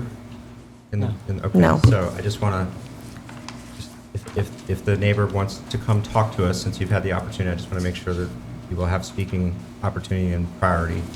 And I just need a little clarity on the process, because this is, at least part of the agenda is coming in as a ordinance change request. And so I don't know, we have to be mindful of our roles. We're not the building official, but this is also an ordinance change request. So can somebody kind of help me with where we are in the process, and are we heading right to an ordinance request, or should we suggest the administrator, and we have a new building official now, look at this matter? Can you help me? Do you understand? I don't want to adjudicate this. Just in terms of the process, I don't want to just skip ahead. So I think if you want to incorporate the second item, I think that would be the best approach by suggesting we change the agenda to include that with this. You could vote to do that, and that will allow Jan to speak to what I believe he's prepared to speak to. The only comment that I've had, or discussion I've had on the zoning piece, that's the one in front of us right now, was that I suggested to Councilor Cook that if you are interested in some sort of zoning change, I would need some guidance in order to draft something for your consideration. And so I think after Jan provides his summary, if you decide that you would like to direct me to look at how other towns deal with those issues or whatever that is, you can do so under this agenda item. But I don't want to skip around in the agenda without having a vote to do that. May I? It has been brought to my attention that he has had several violations and has since ignored them. Because there's two potential issues, and maybe they're both existing. One issue is the ordinance does what you'd like it to do, but it's not being enforced. And the other issue we might hear is that what you're describing is actually a permitted issue, permitted use, and then we have to consider change. I mean, so I just need to know where we are on those 2 topics. So why don't I kick it over to Mr. Administrator? Oh, is there any objection to consolidating 10A1 with, Is what? sorry, we take the open meetings act very seriously. 10A1 with 9I. With I. All right. Do you want to, can I claim that with no objection, or you want to actual? It's 10A1. Say that again, 10A1, which is the town administrator with, update on resident complaint regarding farm all animals. right, I get it. Oh, can we be more specific, 10A1A, just in case the administrator has any other comments? Very well, yeah, good point. 10A1A will consolidate with 9I. Is there any objection to that? No. Not if he's got good news, no. In a minute, so note. Mr. Administrator. Thank you. I was actually not aware that I was going to be a separate agenda item. but here we are. Now we're consolidated, makes me feel better. What has happened here, and I think in terms of what is the process here, you have a complaint. The complaint goes to the building office, zoning office, to see if they can do anything. And the complainant has done that. She also copied me on it, and I responded to it. When I first got the email, I made sure that building and zoning was going to look into it and address it. I also tried to make sure that we didn't have separate investigations under the building code on the one hand and the zoning code on the other hand, but that they would talk to each other to see how combined they might come up with an evaluation of what under the existing ordinances we as the town can do. And they did that. One thing that was learned pretty quickly, that our zoning ordinance does not explicitly address the issue of whether farm animals can be kept in a residential district. And that's problematic. I was told, but I have no reason to know that it's true or not, that at some point in the past there were other ordinance provisions that allowed us to do more, but they were repealed. That may be actually something having to do with the animal control officer rather than zoning. I don't know. This is, in the first instance, a case where the ordinance, the zoning ordinance in particular, does not give us authority to say you can't do this unless, it violates maybe other things. And that's where, for example, under the building code, you have the minimum building maintenance provisions. They come into play, and they were used to issue a notice to the neighbor here in this regard. In addition, when you have rats, and that was complained about as well, that clearly is a public health and safety issue too, and that too can be addressed under the minimum building maintenance code. It can also be addressed by the State Department of Health, which I believe may well have a role to play here. So the interim zoning official didn't see things that clearly violated any part of our ordinance. I'm not saying that's how it should be, but the ordinance lacks certain things that we may well need in order to enforce against the kinds of things that have been complained about here. What has been done was issued a notice of unsafe conditions to the neighbor. We first had difficulty getting that delivered or picked up after we put a notice on the door that there was this order that needed to be picked up. Over the weekend, it was actually delivered with the help of the police department. This morning, he was in the office here talking to building and zoning as to what needs to be done. In the notice is a requirement to get an exterminator immediately. I think it was yet until July 6th, I think, to get it done. But an exterminator needs to be called in to take care of the rat problem in the first instance. And then the question remains, what can you do in terms of, is this okay under zoning? If not, does the council want to, start work on a ordinance amendment that specifically addresses these kinds of animals, probably within a residential district or not? I think that's going to require a little bit of research as to what did we have in the past, if anything. Also, looking at what other communities have, because there are other communities who have struggled with similar issues, and different ones have done different things, but trying to find what might be a solution that fits our situation, all of which takes, unfortunately, more time. But I think there is a process for this that needs to be followed in terms of, certainly the council, as a matter of policy, can provide guidance. We want you to start working immediately on a zoning amendment or instruct the solicitor to do that.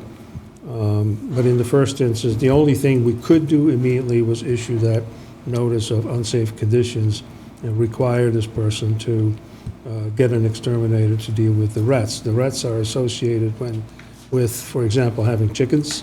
Whenever you have animals and you feed them, you tend to attract rats as well. So one thing will lead to another, but the question is really, do we have the proper authority to be able to do what ultimately needs to be done? The new building official is aware of this as well, and I think he was going to, I asked him this morning to make sure that he called the complainant and talk about this. He has a certain perspective on how to deal with these situations. This situation, that will become a question for the council as well, because you could say that in a community like Tiverton, in some areas, it's not necessarily a problem to have this, depending on, how many residences, how close to Right. this kind of thing. So the other thing is that sometimes it can be done in a way that's less of a nuisance, like if the person who has the animals manages to keep the animals on his own property instead of letting it go onto other properties. So that all needs to be looked at in terms of how you fine-tune an ordinance, I believe. But that's where we currently are. We're looking at getting the exterminator there and dealing with the rat problem in particular. And I did say to the building official, I do think you need to keep looking at potential zoning issues, such as, is there a setback requirement from the property line? That's what I I was don't gonna- believe there is one applicable. It may depend a little bit on how you interpret certain structures or not, but I think there is an issue there that needs to be looked into further. He's going to do that. And it may be another thing that if that's not on the books, then it should be in the books, especially if you're in an area where residences are located closely together.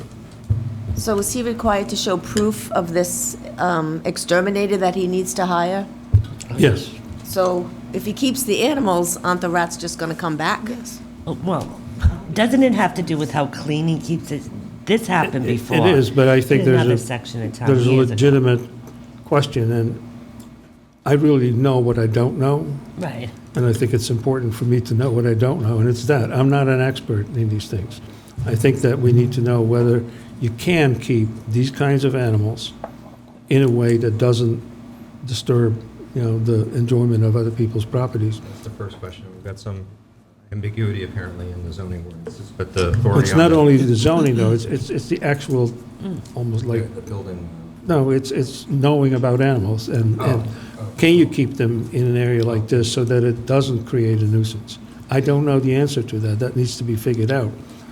If you can't, then it's relatively easy to draft a zoning ordinance amendment, I believe. Rob, we had a similar problem about 7 years ago, and I do know that the Department of Health got involved. Now, I don't know how, I don't know if we notified them. I've called the Department of Okay. Health. I've had the state Okay. vet come down and assess the situation. And he told me that as long as the animals are not endangered, there's nothing he can do about it. Did you tell them about the rats? I though? did not. Because that's where they got involved, was because of the rats. And it was a safety issue, of course, because of disease and Right. everything else. So- That's how they got involved. It was because of the And rats. I've asked the building official, or the building and zoning official, to call the department regardless, because there is a tendency for us to want to fix these things ourselves, even though we don't necessarily have the tools. I say you need to look beyond it, put them on notice that this is happening. They may need to do an inspection. If we have trouble getting the exterminator to do its job, we need to be able to get the department here right away. I think that's an important point, and Councilor DiMederos had pointed it out to me, that we pursue that as a parallel path, so to speak, because the state does have more authority. I've also told that enforcement by the state varies greatly. Yeah. So- Well, it depends on how much you complain and Right. get on it. Question I have for Gio, if we change the ordinance, is he anyway grandfathered in because he's been doing this for years? I think it depends on how you change the ordinance, but I think you can make changes that would, you can't be grandfathered into a nuisance, right? I think, this is not going to be a complete answer, and I apologize, but for example, you have an animal section in your ordinance that says that people are not allowed, it is unlawful to allow animals to wander off the property. You do not have a penalty built into that section. So it's unlawful, but so what? If you were to put a penalty on there and give the police department some guidance as to how they could enforce, or the administration, some guidance as to how staff could enforce. You're not grandfathered in because it's already unlawful. You're just changing the fine from who knows what to whatever you change it to. So I think that that's a fair question. You know, if somebody has a building that's built 10 feet from a property line and you say that chicken coops have to be 50 feet, that's probably grandfathered in. And of course, it would have to be applicable. You can't do just Could- that street, Right, right. You can't spot zone or spot criminalize. Or you could say you're only allowed 3 chickens instead of 30 chickens, or is something like that, you can Yeah, write that into and an a lot ordinance? of- I mean, there's been a flurry of chicken ordinances Yeah. around Rhode Island in the last 10 I years, know. not to put too fine a point on it. In favor of chicken. In favor of them, right, to allow them, and to Right. actually think through how a town can allow these. And they tend to be 6 birds, or 5 birds, Right. or no roosters, or I have- whatever. Has Well, roosters. Yeah, Yeah, I have a Oh, neighbor right oh, near yes, me, he's got roosters. chickens and roosters, and the rooster crows all day long, not just in the 30 morning when the sun comes up. 30 chickens? 30 chickens and, I don't know, a couple of roosters at least, because I hear Do you have them. any, are there young kids around? Oh, yeah. Yeah, that's a very, Yeah, I'm familiar with the street as well. Just summarizing where we are. So we've proceeded with the notice based on our own building official, our own building code. So far, but what we need more research and study on are the boundaries of the permitted use to begin with. I mean, we almost need that information before we even could tackle amending the ordinance. Is that, just disagree if I have this wrong? Okay. I think it's 2 parts. I think one is the boundaries under zoning and building. I think the second, the police chief should be consulted as to general nuisance law. You may not, I don't want to say it this way, you would think, one would think, and this is, I think I would have to defer to the police chief on this, but at some point, this becomes a actionable nuisance. Nuisance. And I don't know what that standard is. I think that's the problem. Maybe all we need to do is define a standard that will allow the police chief to then take action. But I think that's part of the conversation. It's not just building, zoning, land use. And that was, you predicted my next question, because there's always the opportunity for private nuisance complaint, which Absolutely. is costly and takes a lot of time, and I don't think we're suggesting that's your only avenue, but we might need more, at least for me, clarity on the boundaries between public nuisance that we can speak to and private nuisance, which still. Yeah, I mean, I absolutely would encourage anyone who had a concern like this to solicit legal advice, and maybe it wouldn't be, I don't know what it would cost somebody, and I don't think that should be your only option, but given where the town code is today, that would certainly be the most effective and quick option. If this does rise to the level of a private nuisance, a judge can find that pretty quickly and order, enjoin the property owner from keeping goats running free or without a fence or something along those lines. And that's not that it's a great answer, but it's an answer. Yeah, I mean, we might want at least do some consultations if you haven't. 30 chickens is a nuisance. Council members and town officials, the one thing that I'd like to bring up is I'm listening to everything that's being addressed. Their name for the record. Oh, I'm sorry. Glenn Sylvia, Christine Tulin's boyfriend. Everything is being addressed as far as possibly buildings not being constructed properly, not in the right location. We have a problem with rats. We're looking at getting, that resolved. He could have someone come in monthly, weekly, daily to take care of the rat problem. The state may come down and say, well, he's doing a great job in taking care of the animals. He builds these beautiful pens and they're heated and they're air conditioned in the summer. But the one thing that I'm not hearing addressed that Christine brought up earlier, we cannot open the windows. We cannot use the deck. We cannot sit in the yard. And that is not starting June 1st when the weather gets warm. This is July 25th. This is December 25th. It doesn't matter what the weather is. We cannot sit outside and enjoy this with family members or just the two of us. People come over to visit. Wow, what's that smell? That's the first thing we get. The taxes are based on the view from that house. We have to enjoy the view through glass. We can't sit on the deck and enjoy the view. This is the biggest thing. If we have new building laws changed, if you change the ordinance, as long as the animals are there, that's the biggest problem. She's losing the use of a big part of her property. And this is the thing that I'm hoping the council and town officials remember. That's really the big push. Like the town administrator said, he's been warned. He might say, I'll get somebody here weekly, daily to take care of the rats. I'll move my building. I'll give them the best thing to live in. It's the smell. That's really, at the end of the day, what a big part of that is boiling down to be. If I may. You've been there, you know what he's talking about. I mean, Yeah, it doesn't have to be sunshiny, it doesn't have to be hot, it doesn't have to be raining. Well- It stinks. It's disgusting. I just want to repeat what I said earlier. I said to the building official that, okay, good, we have that notice out, and we're going to get hopefully an exterminator there. That is not the end-all solution. So I had that discussion with him, that more needs to be done.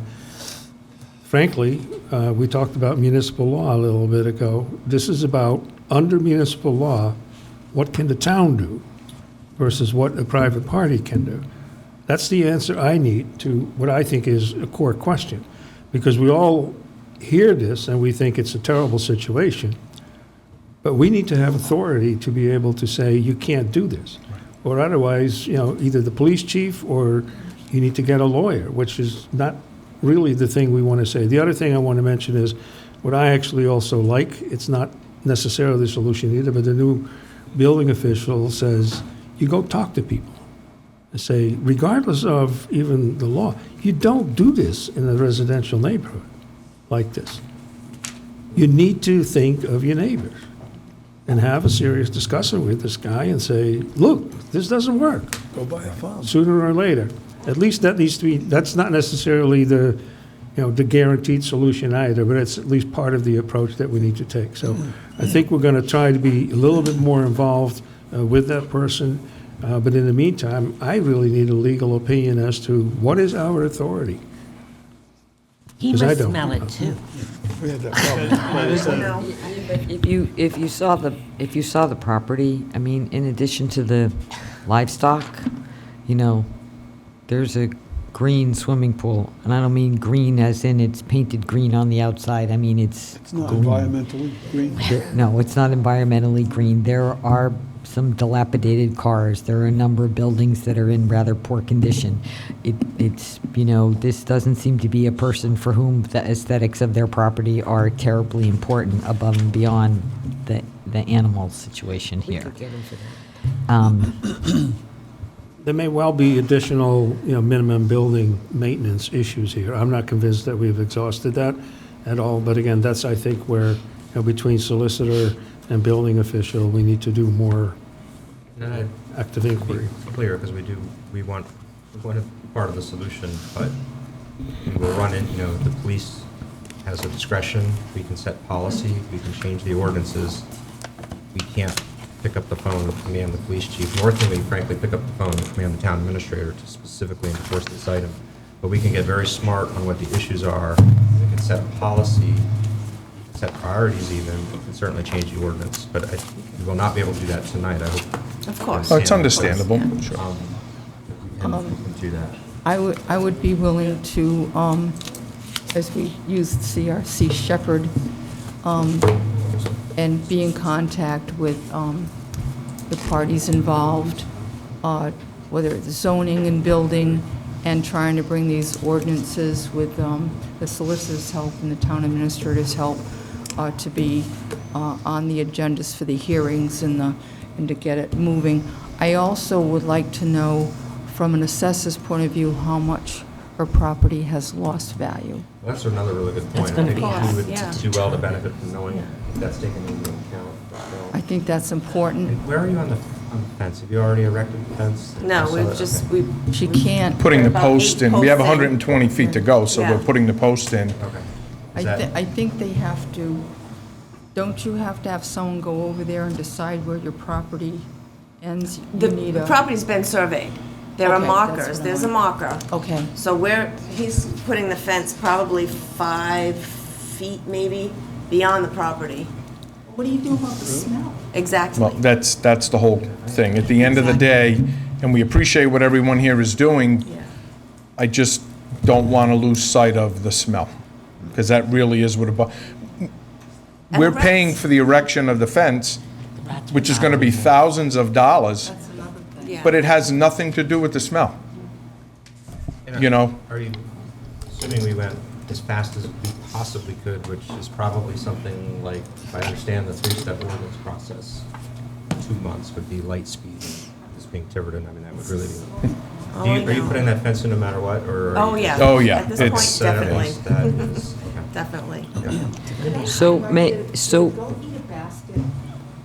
You're going 5 feet off the line, 5 feet. Well, they eat my trees. Well, Yeah. down where the pens are, because I'm putting it at the top of the hill.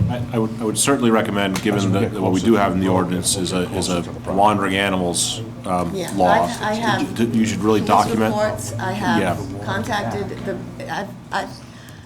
and I'm almost, at this point, it's almost embarrassing that I call. I'm like, my neighbor's goat is on my property. I mean, it's embarrassing. I understand. I would encourage you to continue Oh, that I at least do. until we have a plan of action here. My But I think landscaper that is may be. running over rats with the lawnmower. Yeah. It's a terrible situation. And he has said that he'd put that in paper if you needed it. Yeah, well, As he's cutting the grass Next time along the goat's the, on your deck, put it yeah. in your car, bring it to the police station, Yeah. let them lock it up.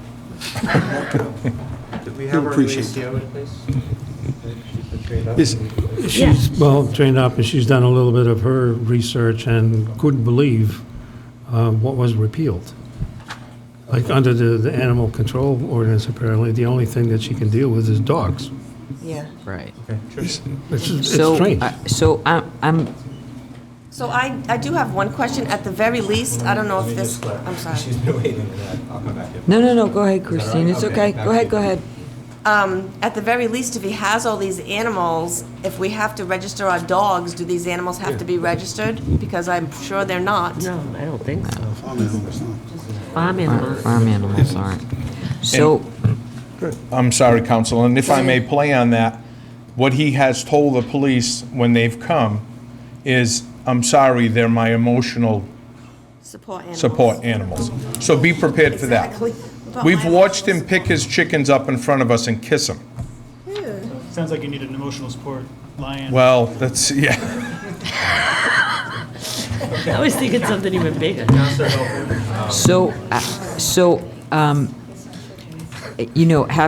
having seen this, this is clearly not a tenable situation.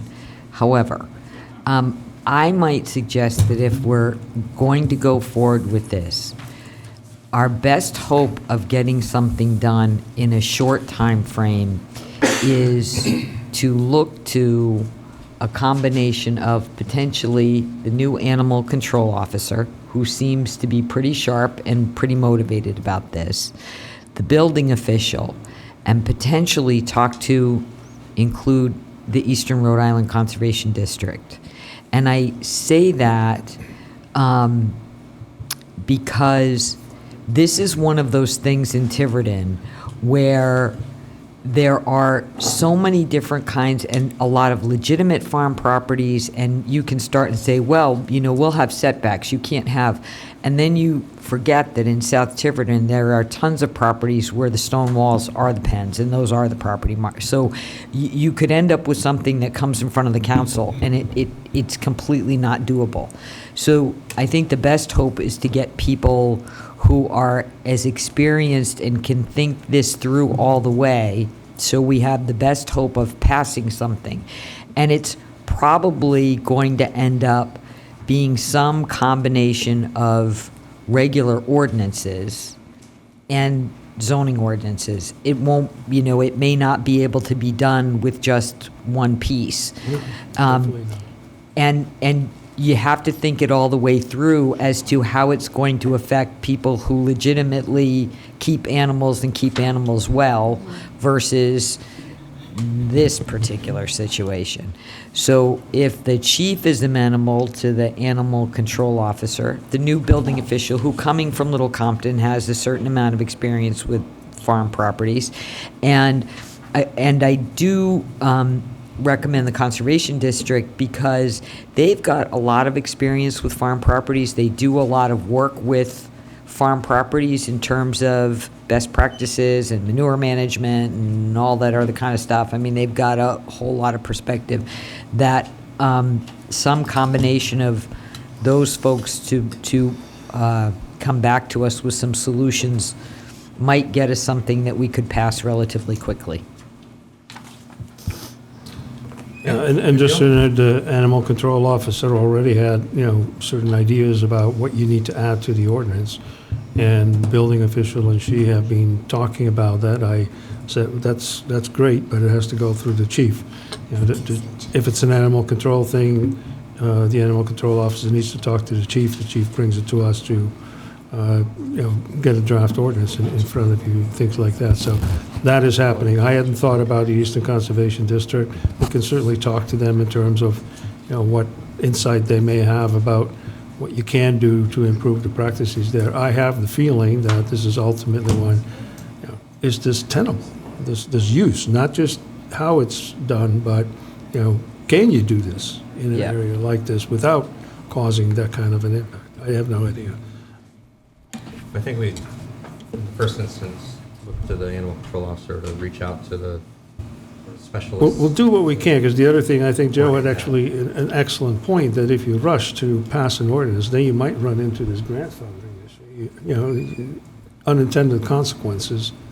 You need to sort it out and say, try to make sure you adopt it in such a way that it can apply to what's currently going on. Especially if he says they're service animals, then we really got another. Come on, I don't know if you could really do that. So, If he's kissing them. There's 30 chickens, it's not one. Who knows, he may say they're his service animals. all right, well, the neighbor's not here, so let's be mindful of that, okay? Well, you can come and tell us. So we have a plan. These things always take time. If I try to make it faster, this guy will tell me no matter what you may have heard. So No. we will go as quick as we can. Who owns this right now? You got it? But I will coordinate, I've been trying to coordinate with building official in particular, building official and animal control, and I will make sure that somehow we reach out to. And Mr. Geo Custer. probably. And Geo needs to be very much involved, because none of us have the expertise to say, under the ordinance, this you can do, this you need an ordinance amendment, whatever, that needs to be. This is a great opportunity where, like a memo that is pre-circulated in draft form, where you're locked in to sort of a final answer, so Right. we all have the opportunity to review and comment. This reminds me of last week with the sort of gray area, especially when there's gray. And share, the public, share, review, comment.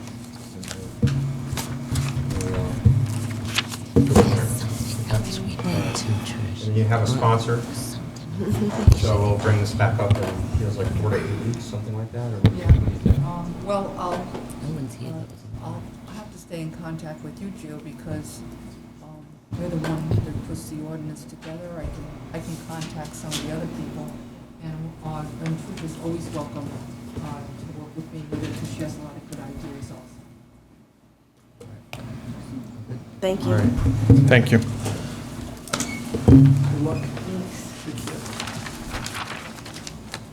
Tulin's daughter, isn't it? Just want to make sure, as we hit 3 hours, are there at least 2/3 of us that are willing? I actually think that we actually will not.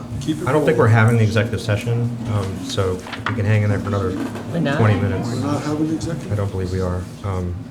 So is everybody okay keeping going on here? Okay, all right. Mr. Treasurer, thank you for waiting. Why are we not having it? You're not doing the honors evaluation. This has to do with the industrial park and setting aside funds in a restricted account. I'm just Is there following- ambiguity? Following up on the resolution from the FTR last May, This May. which passed no less than 25% of the proceeds for each sale is set aside in the restricted account for industrial park infrastructure. So we sold the parcel for the storage facility, $185,000. So, And we sold the other one, right? No. The wood one, no. I don't think that's closed yet. It's not closed. Not closed. Okay. It's not closed, so I'm just preparing for the end of the year. So you folks need to decide how much you want to set aside. We did 25 last time. You did 100%. Oh, that's right. The first parcel for Longplex was around 140,000, so that the whole thing was set aside. It's going to go towards infrastructure. Yeah, I'll make a motion to set 25% as the amount to be set aside for the restricted account for costs related to developing the industrial park on this sale. That's 46,250. 25%, what we'll set aside for, in the restricted account for costs related to developing the industrial park. Justin, would you consider going a little higher? Yeah, I was going to say, where is this located, this, what part of the park is this located in? Well, it Do we doesn't have- matter, but it's for infrastructure, and we have those roads that we need to. Right, Is he that's what I'm asking saying, what that's what I'm property? saying, whereabouts is it? We It's might have to before put in Long- longer No. distance of asphalt. This one's before Longplex. Okay, fine. But we do know we have to pave some roads that only have the surface coat on, and I would go 50%.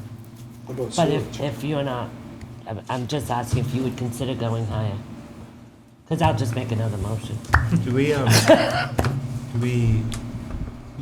can someone remind me, did the budget that was voted on and passed, did that count on any of this money? I know we had talked No. about the rollovers No. and capital. I don't think it counted on it. Okay. It talked But about it- it, but it did, no, I mean, it didn't It's count. using 300,000, that's There. pretty much is all that's there, so. Okay. So this account's at zero. Yeah. And one of the other upsides to putting a little more in, because I have a feeling ultimately at the end of the day, that if we have a recycling center, it's going to be in the it's going to be in the industrial park, and if we have a little extra that we can put towards getting electricity or whatever it is we Just to need pay for there, the zoning attorney, I guess.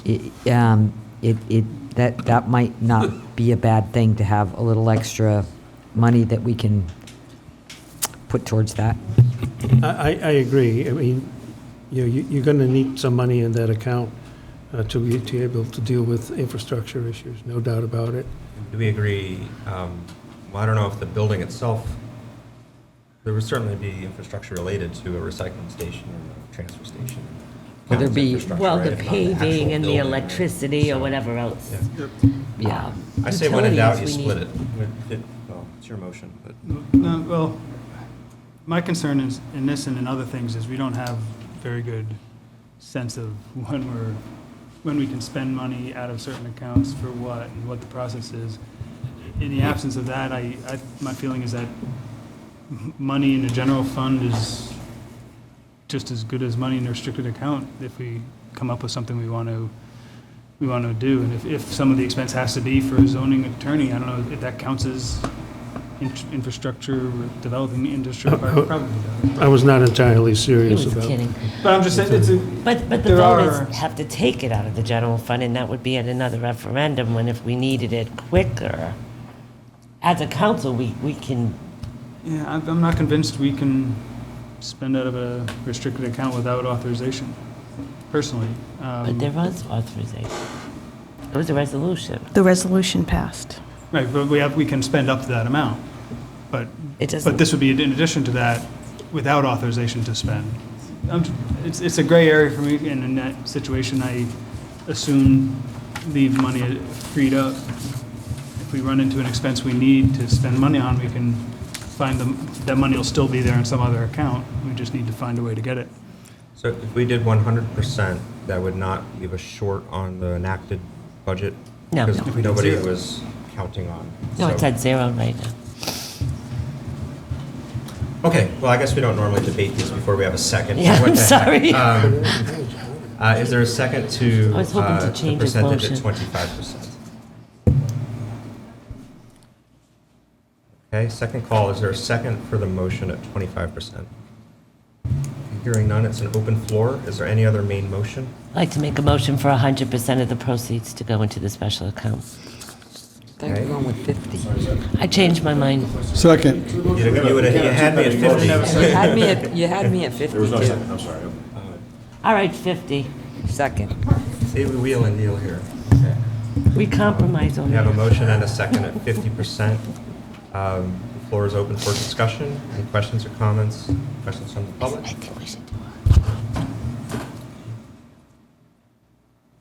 You okay with 50? It's not a fair question. She wants 100. All right. Any objection to proceeding to a vote? Hearing none. All those in favor of 50%? Any opposed? Thanks for bringing this. Oh, no problem. Sorry Thank for you. going so late. All right. Still like 500. Mr. Administrator,